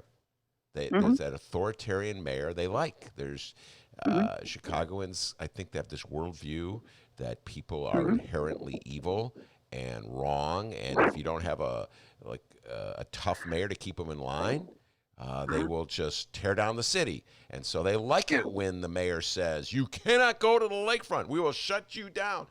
That's my theory as to why, in part, she's so popular with Chicagoans. What's your reaction? I've always felt that way, but I don't feel that way about Lori Lightfoot. I think some of that is still working for her, but there's something different. There's something different about her than there was. Look, I think we've got enough time now that we're getting enough perspective that we can see that in so many ways, Rahm Emanuel did fulfill the whatever it was, 7th and 8th terms or whatever it was of the Daley administration. But I do not feel that Lightfoot is one of those. I don't feel that she's doing that. And I think that there is some popularity for the fact that she is a refreshing change. She's willing to be controversial in a way that Rahm Emanuel would never have done. I mean, Rahm Emanuel would never have issued that lakefront warning. He would have had someone else do it. He would have had the park district chief or somebody do it. Lightfoot is willing to put herself on the line in a way that other mayors in my lifetime haven't. Well, I mean, there's always the Harold Washington exception on everything, but I can't quite put my finger on it yet, and it's going to take a while before we'll see this in a real perspective. But I think she's different. I think she's a different kind of a human being, a different personality, and people are picking up on the fact that there's something more real about her. This sounds like I'm starting to sound like I'm being a publicist or something, and I'm not. That's not what I'm saying. I'm just saying that there's something a little bit more organic about her, not quite as polished and refined by all of the researchers and all that. Not saying she doesn't do those things, but she doesn't appear to be that way. She appears to be more like just this, nice lady who lives on the Northwest Side. Well, that's why I always go back to Daley. In some ways, and obviously they're entirely different human beings, but in some ways, she reminds me, her popularity and the way she goes about herself reminds me of Mayor Daley, not Rahm. Rahm, everybody knows I had issues with Rahm, to put it mildly, but he was a fraud. And I think Chicagoans came to that conclusion really fast.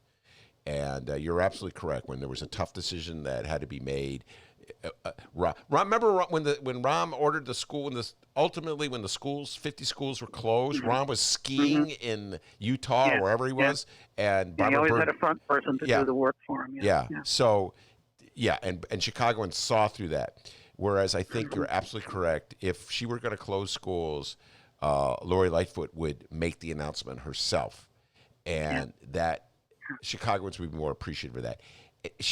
Where she reminds me of Daley is that she's not afraid just to be who she is. So those clips where she's, I will shut you down. We play it all the time. I will arrest you.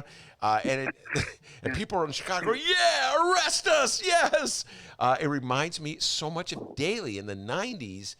If there's a mouse in your salad, you want to know. Yeah. What? What was that one? That's Daley at some press conference where they were talking about closing restaurants down or something, and he said, if there's a mouse in your salad, you're going to want to know. And Chicagoans are like, yeah. You're the one. Tell the one where you had, I think you either were there or you saw a clip of it where Mayor Daley was in Englewood, and he was. Oh yeah, I've told that story so many times. Yeah. And he walks in. It's one of these kind of classic meetings with a group of older African American folks sitting in how much more cliche could you get sitting in a church basement?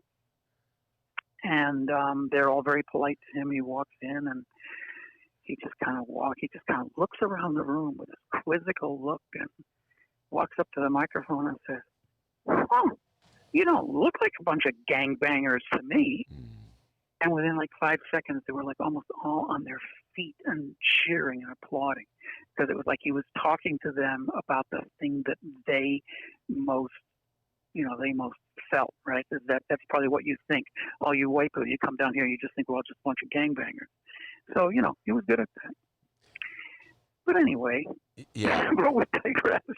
One thing that Lori Lightfoot is also good at that she learned from Mayor Rahm and Mayor Daley, and this is probably not the reason why she's so high in this public opinion poll that she released, is she's pretty good at playing budget games. And this has been one of my obsessions as I watch this unfolding debate regarding police in the public schools. And Ken, I did a story on this week for the Reader, and you and I had a brief conversation about this. Good piece. I read it, yes. Yeah. To me, what's really going on here, they're essentially using local school councils as sort of an excuse to get the Board of Education, the Chicago Public Schools, to pick up the salaries of police officers. So they're getting the schools to pay part of the police department's budget, which probably would be really unpopular if you could get the public to confront it head on that way.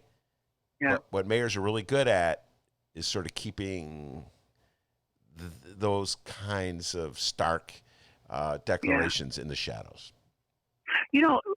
Ben, you're just jogging my memory here. I was going to check this out this morning, and then I totally spaced it. But my recollection is that from the beginning, since the CTA had a transit police. I'm pretty sure those are they mostly are Chicago police officers, and the same thing happens. There's an intergovernmental agreement where the CTA pays for them, right? Isn't that what happens? I can't remember because I think you're right, but I hesitate to say you're absolutely right. And then Because if my vague, foggy memory serves me right, that was the model that Daley used when he initially took. Your piece yesterday was great because it jogged all my memories about. God, it was $100 million, wasn't it, or something? Yes, $100 million. Yeah, $100 million just got taken out of this ravaged school budget. I mean, this has been going on since Joe Hannon and before. I mean, we're talking about since 1975 at least. The schools have been broke. They've had nowhere near the money they need to do the work they need. And here in the middle of this little crisis where Mayor Daley had to come up with some money for the police department, and he knew he didn't have it. He knew it wouldn't be popular if he raised taxes to raise $100 million. He just took it out of the school budget. I mean, that's essentially what happened. Yep. And it was done as a way of paying for the police in the schools, which I'm not even. Again, this is we're now talking a couple decades ago. I can't recall whether the CPS was asking for those police or not, but they got them. Yeah, whether they wanted them or not. Yeah. Right. And interestingly enough, and this is something that really I had forgotten, is that it was during Claypool's reign at the CPS that he actually stopped it, right? He actually, I mean... Let's amend that statement. Stop it is not the right word. But that process of just taking the money out of the school budget and giving it to the police was momentarily stopped. Yeah, and all right, this is why I just said let's just pause for a moment. Forrest Claypool, as Ken is saying, was in charge, the CEO of the Chicago Public Schools during Rahm Emanuel's administration. Yes, Forrest Claypool was the one who announced that the schools from this point on would not be paying for the cops in the schools. But I guarantee you, Forrest Claypool did not, quote unquote, stop that practice. I guarantee you that decision was made by Rahm Emanuel, and Forrest Claypool merely was, again, this gets back to what you were saying. Rahm Emanuel, instead of making the announcement himself, had his flunky at the schools make the announcement. That's part of the problem Mayor Rahm had. He wanted to pretend he wasn't the one orchestrating things. And that happened, Ken, right around the time of the Laquan McDonald tape. Of the Laquan McDonald, exactly. That was the part that I hadn't gotten to. And I'm not saying this because I want to attribute credit to anybody for having done it, but it just goes to show how this stuff rides up and down on the waves of current events. When it's popular or when you think you can get away with it, you do it. And when the heat is on, you move away from it temporarily. And I think that's what happened. And now we're back to a $33 million budget. But this is where the real nuts and bolts of this thing come in, Ben, because the narrative, if you will, is that the parents and the teachers and the schools all wanted this police protection. And so the city agreed that the mayor's office agreed that it would put these police in the schools where they were wanted, and that the cost, the $33 million, will come out of the budget. Now we're seeing Janice Jackson, and maybe to even some degree Lightfoot herself, starting to say, well, we can put some choice into this matter. If you don't want them in your schools, if your local school council doesn't want them, then maybe we can take them away. But as was asked at the city council joint meeting yesterday, and has been asked several times, if you're a school that you have two SROs, as they're called, school resource officers, if you have these two in your school, and your school decides, your principal and your LSC and maybe your parents groups, whatever, they all say, we really feel that we'd be better off without them. You can surrender the cops, but you don't get the money. So your choice, actually, it's not really a choice of whether you want police in your schools. The choice is, do you want cops in your schools, or would you like to just send that money to someplace else in the police department?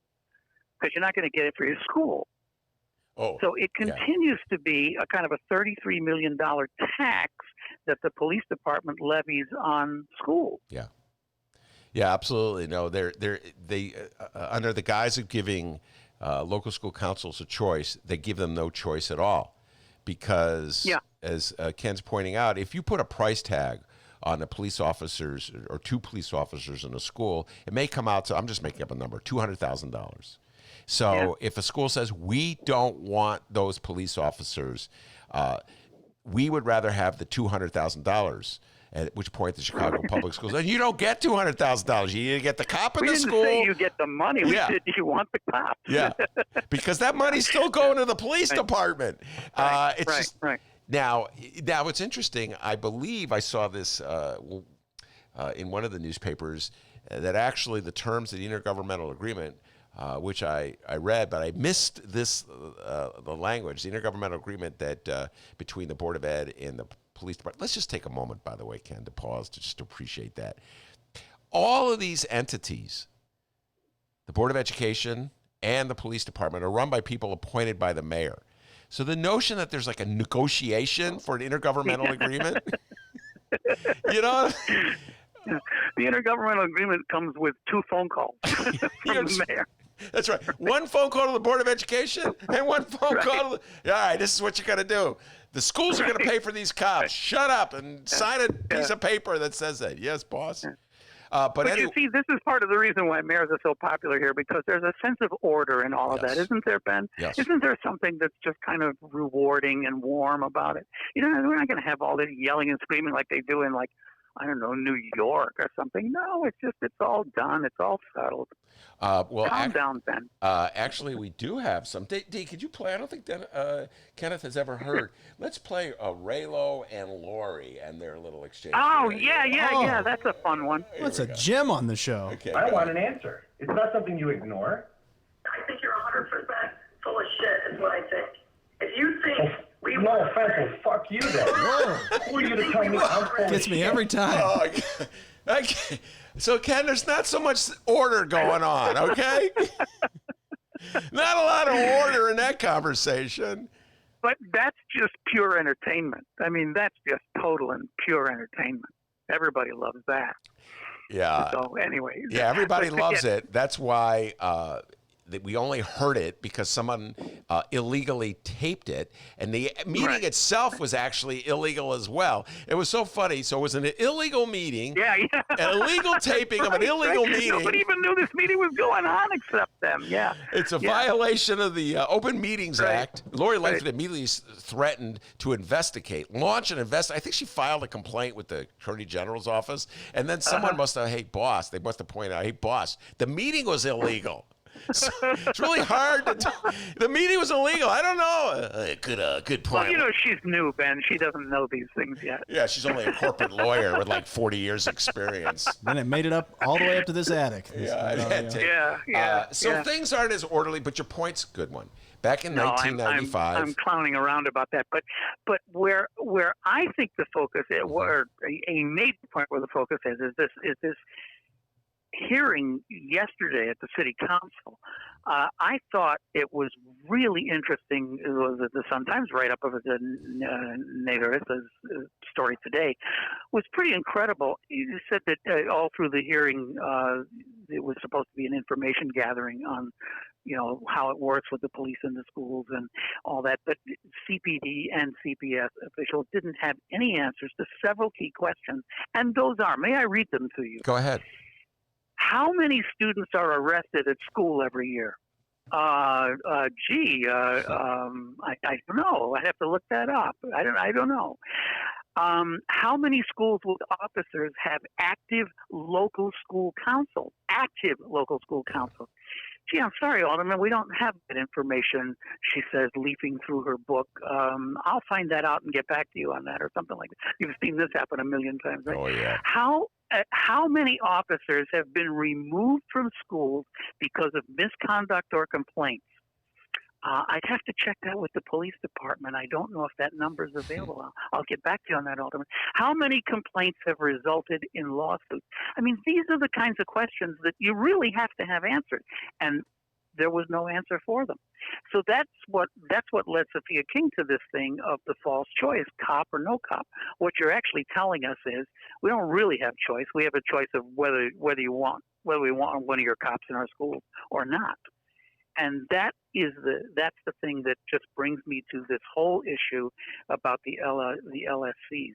I find this really, really remarkable. I mean, Ben, we both remember that whole battle about creating the LSCs and how bloody that was. I mean, in the 80s, it was just absolutely, it was a gut-wrenching process, and what was born out of it was a highly flawed thing. But what we have now is that this whole thing that, well, in fact, Stacey Davis Gates talked about it on your show, that in some schools the LSCs are advisory only, and it's because of this SQRP thing, the school quality rating policy, where some schools, if they fall below a certain threshold, their LSCs are essentially reduced to just being advisory bodies. They don't actually get the opportunity to vote on anything. And what really has to happen here is if Lori Lightfoot means what she's saying, that she wants the schools to have a choice in this, then doesn't she have to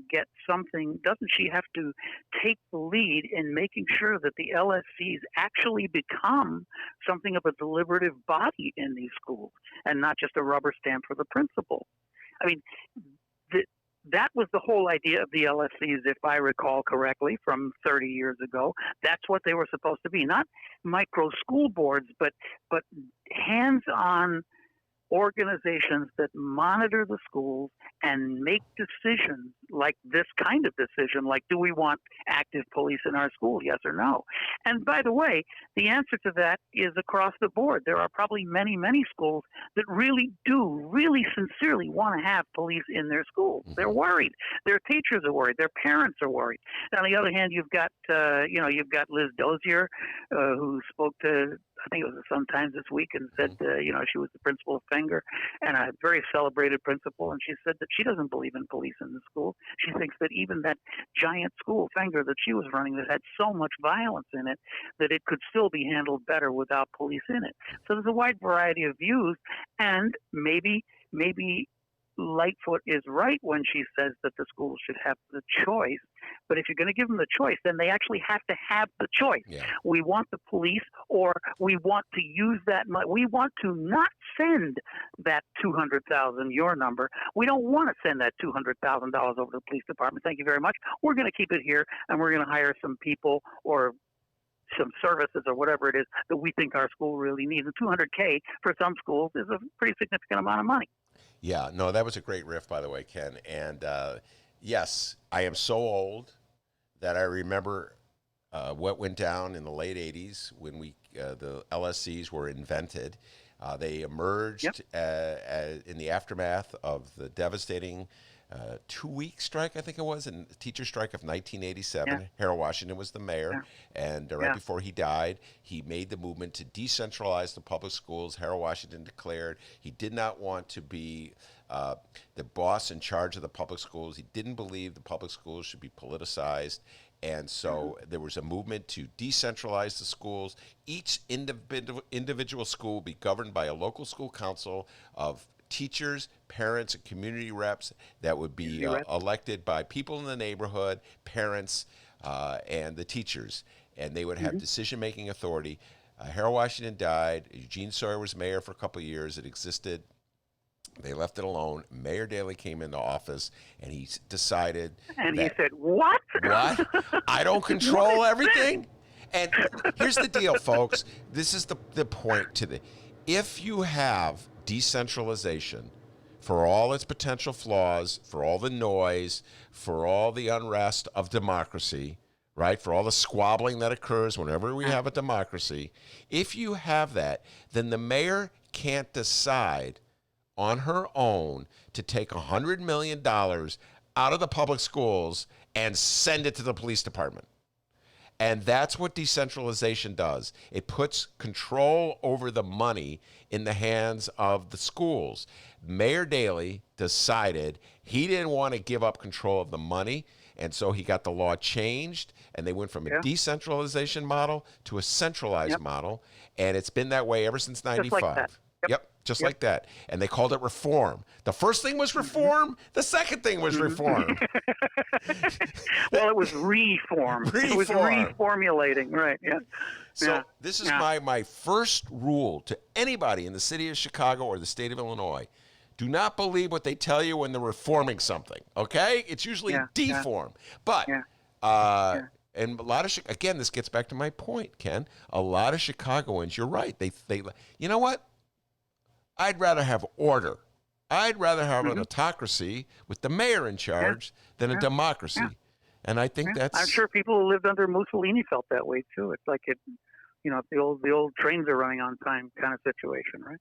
It's just human nature. We want comfort. We want to know that somebody's taking care of these things, But again, I think the important point here, though, is that if it's going to happen, it's got to happen at all the schools, and the LSCs have to have the power to do that. But like everything else, Ben, it's a two-way street, because just imagine, I was looking it up this morning. When there was supposed to be an LSC election in April, but it got postponed for all of the same reasons. And there's now talk of, maybe having it in the fall. Just imagine if somehow or other the LSCs suddenly found themselves with the power of actually determining school by school whether police officers are going to be in those schools. All of a sudden, that LSC election is going to have importance beyond anything we've ever seen with LSCs. I mean, you always see these PSAs on TV and everything. Please run for your local school, please. Now, all of a sudden, the FOP and the CTU are going to be putting millions into these things and making sure that their people are on those boards. So there's that side to it, too. Yeah, my guess is it won't come to that. This is where. I don't think it will. Right, but I'm just saying. It could be the potential. You're absolutely correct. If the mayor is going to decide to carry on with this notion that this is all about local control, when clearly it's not, when clearly it's just a budget game, where you're moving money from the schools to the police department, and now you're hiding behind the local school councils. But if she's going to stick with that, it's going to come down to a vote. Follow me on this. The Board of Education, you talk about democracy. The Board of Education has always been a rubber stamp since 95 of the mayor. They're appointed by the mayor. Now we have a board appointed by the mayor, but is showing an inclination to break from her on this issue. And that's what that vote was. Was it last week, where the board narrowly defeated a resolution to terminate this intergovernmental agreement and take the police out of the but it was only for 2 months, though, right? I mean, it's only till like October. August. So it wasn't exactly a profile in courage. Well, it was okay. For Chicago, they would have John Kennedy would have to rewrite the book. Oh my God! What happened to me? I had a momentary relapse. Yes, this was Chicago. It's Chicago. All right. This is not Kenilworth, all right? Where, this is not New England, where the people are in a church and, all right, if you like this, stand up. This is Chicago. So, but you see, I think that Lori Lightfoot is clever enough that she knows exactly what she's doing. Maybe they had this plan. Maybe they had this 4-3 thing figured out long in advance. It's like, it doesn't matter. It's only a couple of months till the end of the contract. Go ahead, you can have it. Yeah, I'll take this position. You can take that position, and then we'll hash it out down the road. But I don't know. Maybe there's an advantage to her in having the vote go the way it did. Wow. I never thought there was somebody more cynical and jaded in the world than me, and I just learned Ken Davis. The whole thing was made up. The little game of democracy was actually controlled by Mayor Lori Lightfoot to give you the appearance that we have a democracy. Well, anyway, they're going to revisit it because the contract... I watch too much cable TV news. I've become one of these, conspiracy theorists. Everything's a conspiracy. Alex Jones. Dennis, do your Alex Jones imitation for Ken. Ladies and gentlemen, we have the documents. Ken Davis is with us. He is our guest today, fellow conspiracy theorist. Infowars.com. Damn you, China! I'm going to eat my neighbor. That's what I'm going to do. I'm ready. I'm prepared for when everything goes to hell. I'll eat my neighbors. I'm going to eat his ass like corn on the cob. Ken Davis with an Alex Jones imitation. Who knew? So anyway, we're going to do it again in August. Yeah. And if it is completely orchestrated, what's your prediction? Do you think that the Board of Education will sign up again, renew the intergovernmental agreement, will negotiate a new one? Or do you think? Yeah. Oh, absolutely, they will. And now the reason why is because what I brought up before. The only thing that I think if Lightfoot could get out of it, she would. But the thing that scares the bejesus out of her and everybody else is what I was just talking about before. But can you just imagine when the CTU starts organizing to take over those LSCs? And the FOP says, no, we got to have like at least 3 pro-police votes on every board. It's more than they can handle. So all right, let me just say this: they'll have to renew it. The Fraternal Order Police endorsement in a local school council race for 90% of the schools in Chicago would be the kiss of death, okay? Maybe for some schools in Mount Greenwood and Edison Park. All right. Okay, but, point taken. Okay, so they're not really going to be a major player in electoral politics for most schools in Chicago. My guess is the issue will come down Progress, Illinois. How about them? Progress? Which one's Progress, Illinois? I forgot them. Well, they're this kind of Republican think tank that they like to get involved in these kind of things. I think they're busy. They're involved in radio and all that. Yeah. They're the ones that said something nice about me the other day. Anyway, put that aside. Oh, good. Yeah, that was really nice. It was really nice of them. All right, but my guess is what they're going to do is. At heart, you're a conservative, Ben. Let's face it. I am a libertarian at heart. I am a real libertarian, but I believe yes, you are. The issue, of course, will be who will pick up the tab. And so this is what Mayor Lori Lightfoot's going to decide. Will it be the police department paying for these police, or will it be the schools? And my guess is, if she's as smart as you say she is, she'll end this little issue by having the police department pick it up. The Board of Education will approve it. Of course, David Brown, the new police chief, what's he gonna say? You know what I mean? He just arrived. He's still here, and he won't be around in August. Right? He's not going to be around much longer. But you know what? This is you just created a whole new level of the conspiracy here.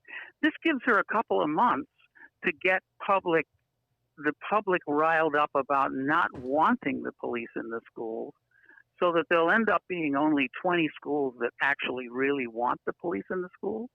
And she might even say, well, all right, we'll pick up the 20 schools, but no more. Or, whatever. Either way, she gets that money back. Well, we'll see. We'll have to see how. Sense? Yeah, it does make sense what you're saying, and we'll also have to see if the Chicago Teachers Union and the progressives in this town can force her to give schools that don't want the cops the equivalent of the $200,000. Yeah. All hey, right. By the way, in all your conversations with Stacy and others from the union, have you ever gotten any sense of what the teachers think about this? Do the teachers want cops in the school? I'm sure it's school by school different, but it's school by school. Do you have a sense of it? It's school. It's teacher by teacher. Are there schools where teachers want them? I would presume there are absolutely. I've had individual teachers tell me from both sides they don't want police and they do want police. So I believe it varies individual by individual, school by school, and cop by cop. How well integrated into the school is the particular police officer? You began this by pointing out how the Board of Ed did not have the answers that the City Council was requesting. My guess is that this program is largely intended, like I said, to shift financing of police officers from the police department to the schools, and nobody's really thought through in any systematic way whether it's working. You know what I mean? Whether it's classic Chicago. All right. I have to ask you. Wait, Dennis is looking up. You have a question you want to ask? I remember you asked me for some audio with Obama and his bike helmet. We're not able to. Okay. Ken wouldn't be able to hear it. I see. All right. So we're going to close with my question to you, which is the one I wanted to ask you all day. Ken Davis is pretty much the smartest guy I know when it comes to science. By that, and the bar is really low because I don't know a lot of people who know much about science. Yeah, thanks for that great intro, Ben. Most people, And now somebody who really knows a lot about this topic. Of course, he might not. I don't know anything about it. But hey, let's ask him anyway. Yes, I missed you, Ken Davis. with that introduction, because one time I was on Kenny D's old show, the Ken Davis Show, which was not the Ken Davis Show. I was the only one who called it the Ken Davis Show. Chicago News. And I didn't really know anything about anything either. So No, but you began the show with a reference to helium. I was like, whoa. Oh yes, yes. He knows The what great helium shortage. Yes, remember that? The good old days when all we had to worry about was a helium shortage. Doesn't take much to impress Ben Wouldn't that Joravsky. be great? Who was the other guest when you did the helium thing? Do you remember? I don't know. I don't remember. It may have, do you know that one time I was a guest on your show with Miguel Del Valle? Yes, I do know that. Yeah. Who's now the head of the Chicago Board of Education. Yeah. Yeah. Just through that. He was kind of unemployed at the time. Yes, he was. And all right. So anyway, so please explain to me the Republicans' aversion to masks. Is it because you're asking me to explain that? Yes, you're my scientific expert. So it's like a larger issue. You think it's science? I don't know. I'm trying to give them credit. It's psychology, isn't it? It's psychology. Ego. I don't know. Why? The bit I was going to have Dennis play, which doesn't work, is from about 2014, and Trevor Noah's some producer to Trevor Noah's show put this together. All these bits, Fox TV personalities, Sean Hannity and others who would talking about how embarrassing it was for the United States, how humiliating it was for the United States to have a president, Barack Obama at the time, who wore a bike helmet. And they would contrast the picture of Barack Obama with a bike helmet with a picture of Putin riding a horse, and Putin had no shirt on. And he never had the shirt on, right? Well, at least when he's riding the horse. And so they were like, here's this manly, muscular president of Russia, and here's our president of the United States with a bike helmet. And this is just humiliation. And this is like, I'm like, you're supposed to be encouraging people to wear bike helmets. You know, and I guess you don't understand freedom. That's your problem. You don't understand the Second Amendment. You just don't understand anything about how real Americans feel about their freedom. And they just don't want to be told what they have to do and when they have to do it, because the Constitution says that they can do anything, shoot anything they want, anytime, and Clarence Thomas has confirmed that for them. So, you just don't understand, Ben, and that's part of the reason why you're broadcasting from your attic. Yes, that's true. And they are out running free. Yeah. All right. Well, let me ask you a question. As part of the universe of things I don't understand. All right. So, please explain to me, because I don't understand this, how a Republican can have an aversion to having to wear a mask because it protects him from a pandemic, okay? Or how a Republican have an aversion to wearing a bike helmet, which can protect his brain from serious injury.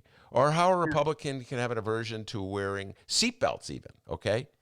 And yet I've never heard a Republican complain about having to go through a metal detector, to have a body scan, to have somebody frisk him at an airport before he or she boards a plane. Why is one thing a stripping away of our liberty, and the other thing? I think I can answer that. Go ahead. Because it's possible to imagine being on a plane and having and of course, you can make your own prejudiced view of who that person would be, having some guy stand up and just like set off a bomb in the plane and you all die. Yeah. That is a more realistic possibility than the possibility that you will be struck down by some oddball disease or something. And so you make an exception for the thing at the airport. The thing with the disease, I think it has become easy for an entire class of people to believe, I'm not going to get it. It's a hoax. It's something that the liberals are foisting on us. And it's very, very complicated because early on, there wasn't this. Early on in the pandemic, when we were all really freaking out about it because we knew nothing and it looked like maybe the entire country was going to die, the entire globe might die, everybody was willing really to wear masks. There weren't that many people who had an aversion to it. They had to be taught by the right. They had to be taught that this is something that the left was doing, which they had to do in service to Donald Trump, because Donald Trump is just a profoundly ignorant man and serves his own purposes and no other. And he said, masks are for wussies, let's just say. Mm-hmm. And they said, "Oh, yeah, that's right. Of course they are. Yeah, yeah, that's right.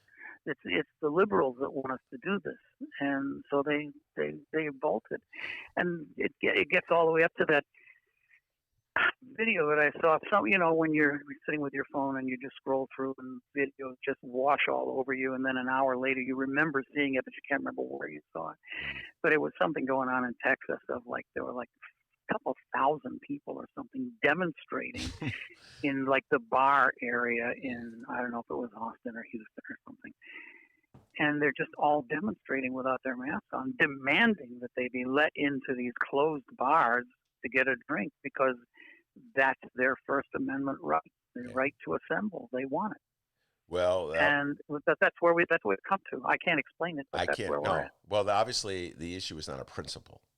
This is what I always talk about. No, it's not a principle. It has nothing to do with principle. It all has to do with politics. Politics. Because if it was a principle, then you would be standing up for your right to just walk on an airplane. That's right. Well, If the principle is the principle, if you know what I mean, what happens? And I've heard many people say it's in God's hands. Are you going to wear a mask? It's in God's hands if I die. Well, if it's, right. Obviously, it's not. And God's handing out punishment right now. As a matter of fact, to lots of people. So, yes. Yeah. What are you going to do? All right, young Kenneth, I want you to stay safe and sound.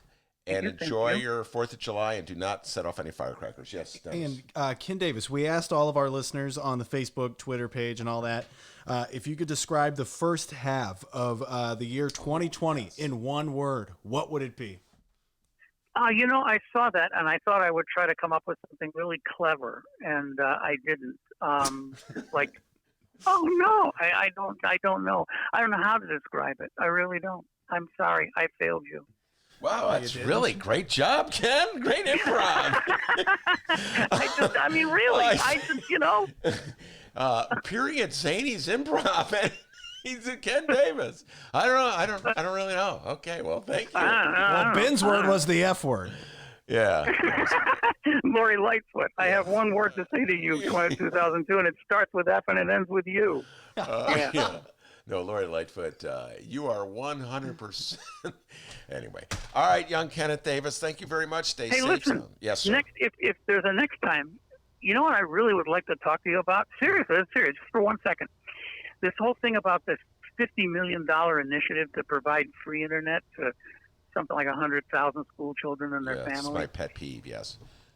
Yeah. Well, you know what? I'd love to talk to you about that because it could be done quickly and it could be done inexpensively. I worked in the cable office and I have some experience in this, and I'm appalled that it hasn't already been done. And I just think we should talk about it sometime to get I would definitely love to talk about you. I'm appalled by it too. I've been going on and on about this, and one of the many reasons I'm appalled by it is this. One, it's just don't get me started. It winds up being a commercial for wealthy people who dole out some money to the government. And two, buried in a story that was largely laudatory in the Chicago Tribune, they mentioned that it won't be fully implemented for another four years. I'm like, what a joke. You talk about utter insults to the people of the city of Chicago. We're patting ourselves on the back. it's insane and it's stupid, and it can be done almost overnight. But it's going to require some ass kicking to make it work, and I don't know. We'll end where we started. People in Chicago love Lori Lightfoot because she's the all-powerful mayor, could shut down the lakefront. So if that's what it's going to require, I'd like to see something good come out of it, as opposed to keeping people from looking at the stars at night or whatever. I will gladly bring you on to talk about it and write an article in the Reader about it, because this really irritates me. Kenny Griffin, who is the gazillionaire who's helped kicking in money, is a hedge fund operator who makes his fortune because he oversees a computer-driven business that can make trades on the instant. Okay, that's the key to his success. They can shift billions of dollars in a moment's notice, but it's taken them 4 years.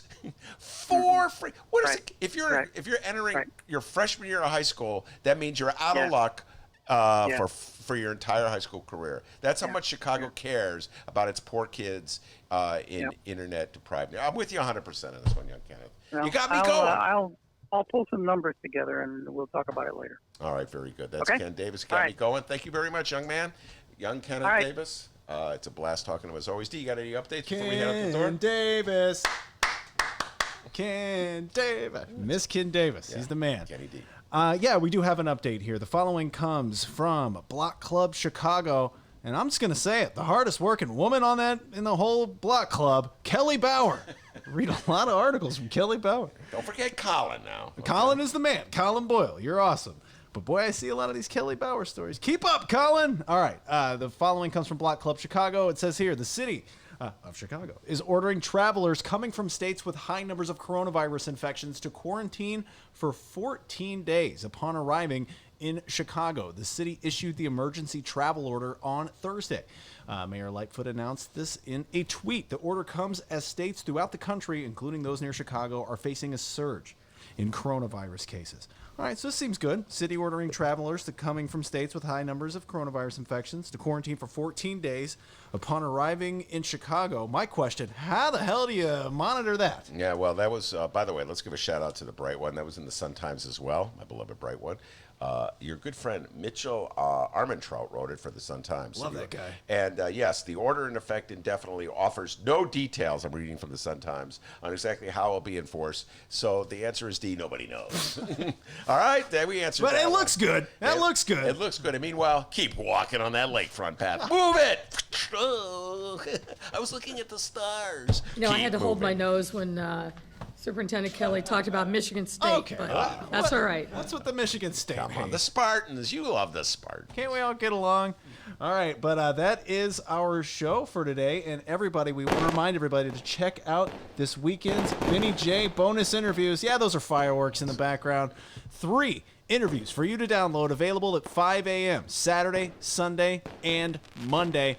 Also, follow us on Facebook. Follow us on Twitter, at Benny J Show, BENNY, the letter J Show. Hey, watch that firework, Ben. Good Lord, I'm trying to talk to the people sorry, here. Man. I just love right here. I hate fireworks. That's a whole other thing. BENNY, the letter J Show. Send us an email, BennyJShow@gmail.com. You can also call us, 708-658-4788. We would love to hear from you. Send us a voicemail. And have a safe and happy 4th of July weekend, everybody. Absolutely. Have a safe and happy 4th of July. Thank Kenny D. And thank the man, the myth, the legend, the pride and joy of Alton, Illinois, without whom the show would be possible. And back home in Alton, Kenny Davis can tell you what they call him. What do they call him today? They call him White Lightning. Give yourself a raise. Take it out of petty cash. See you on Tuesday, everybody.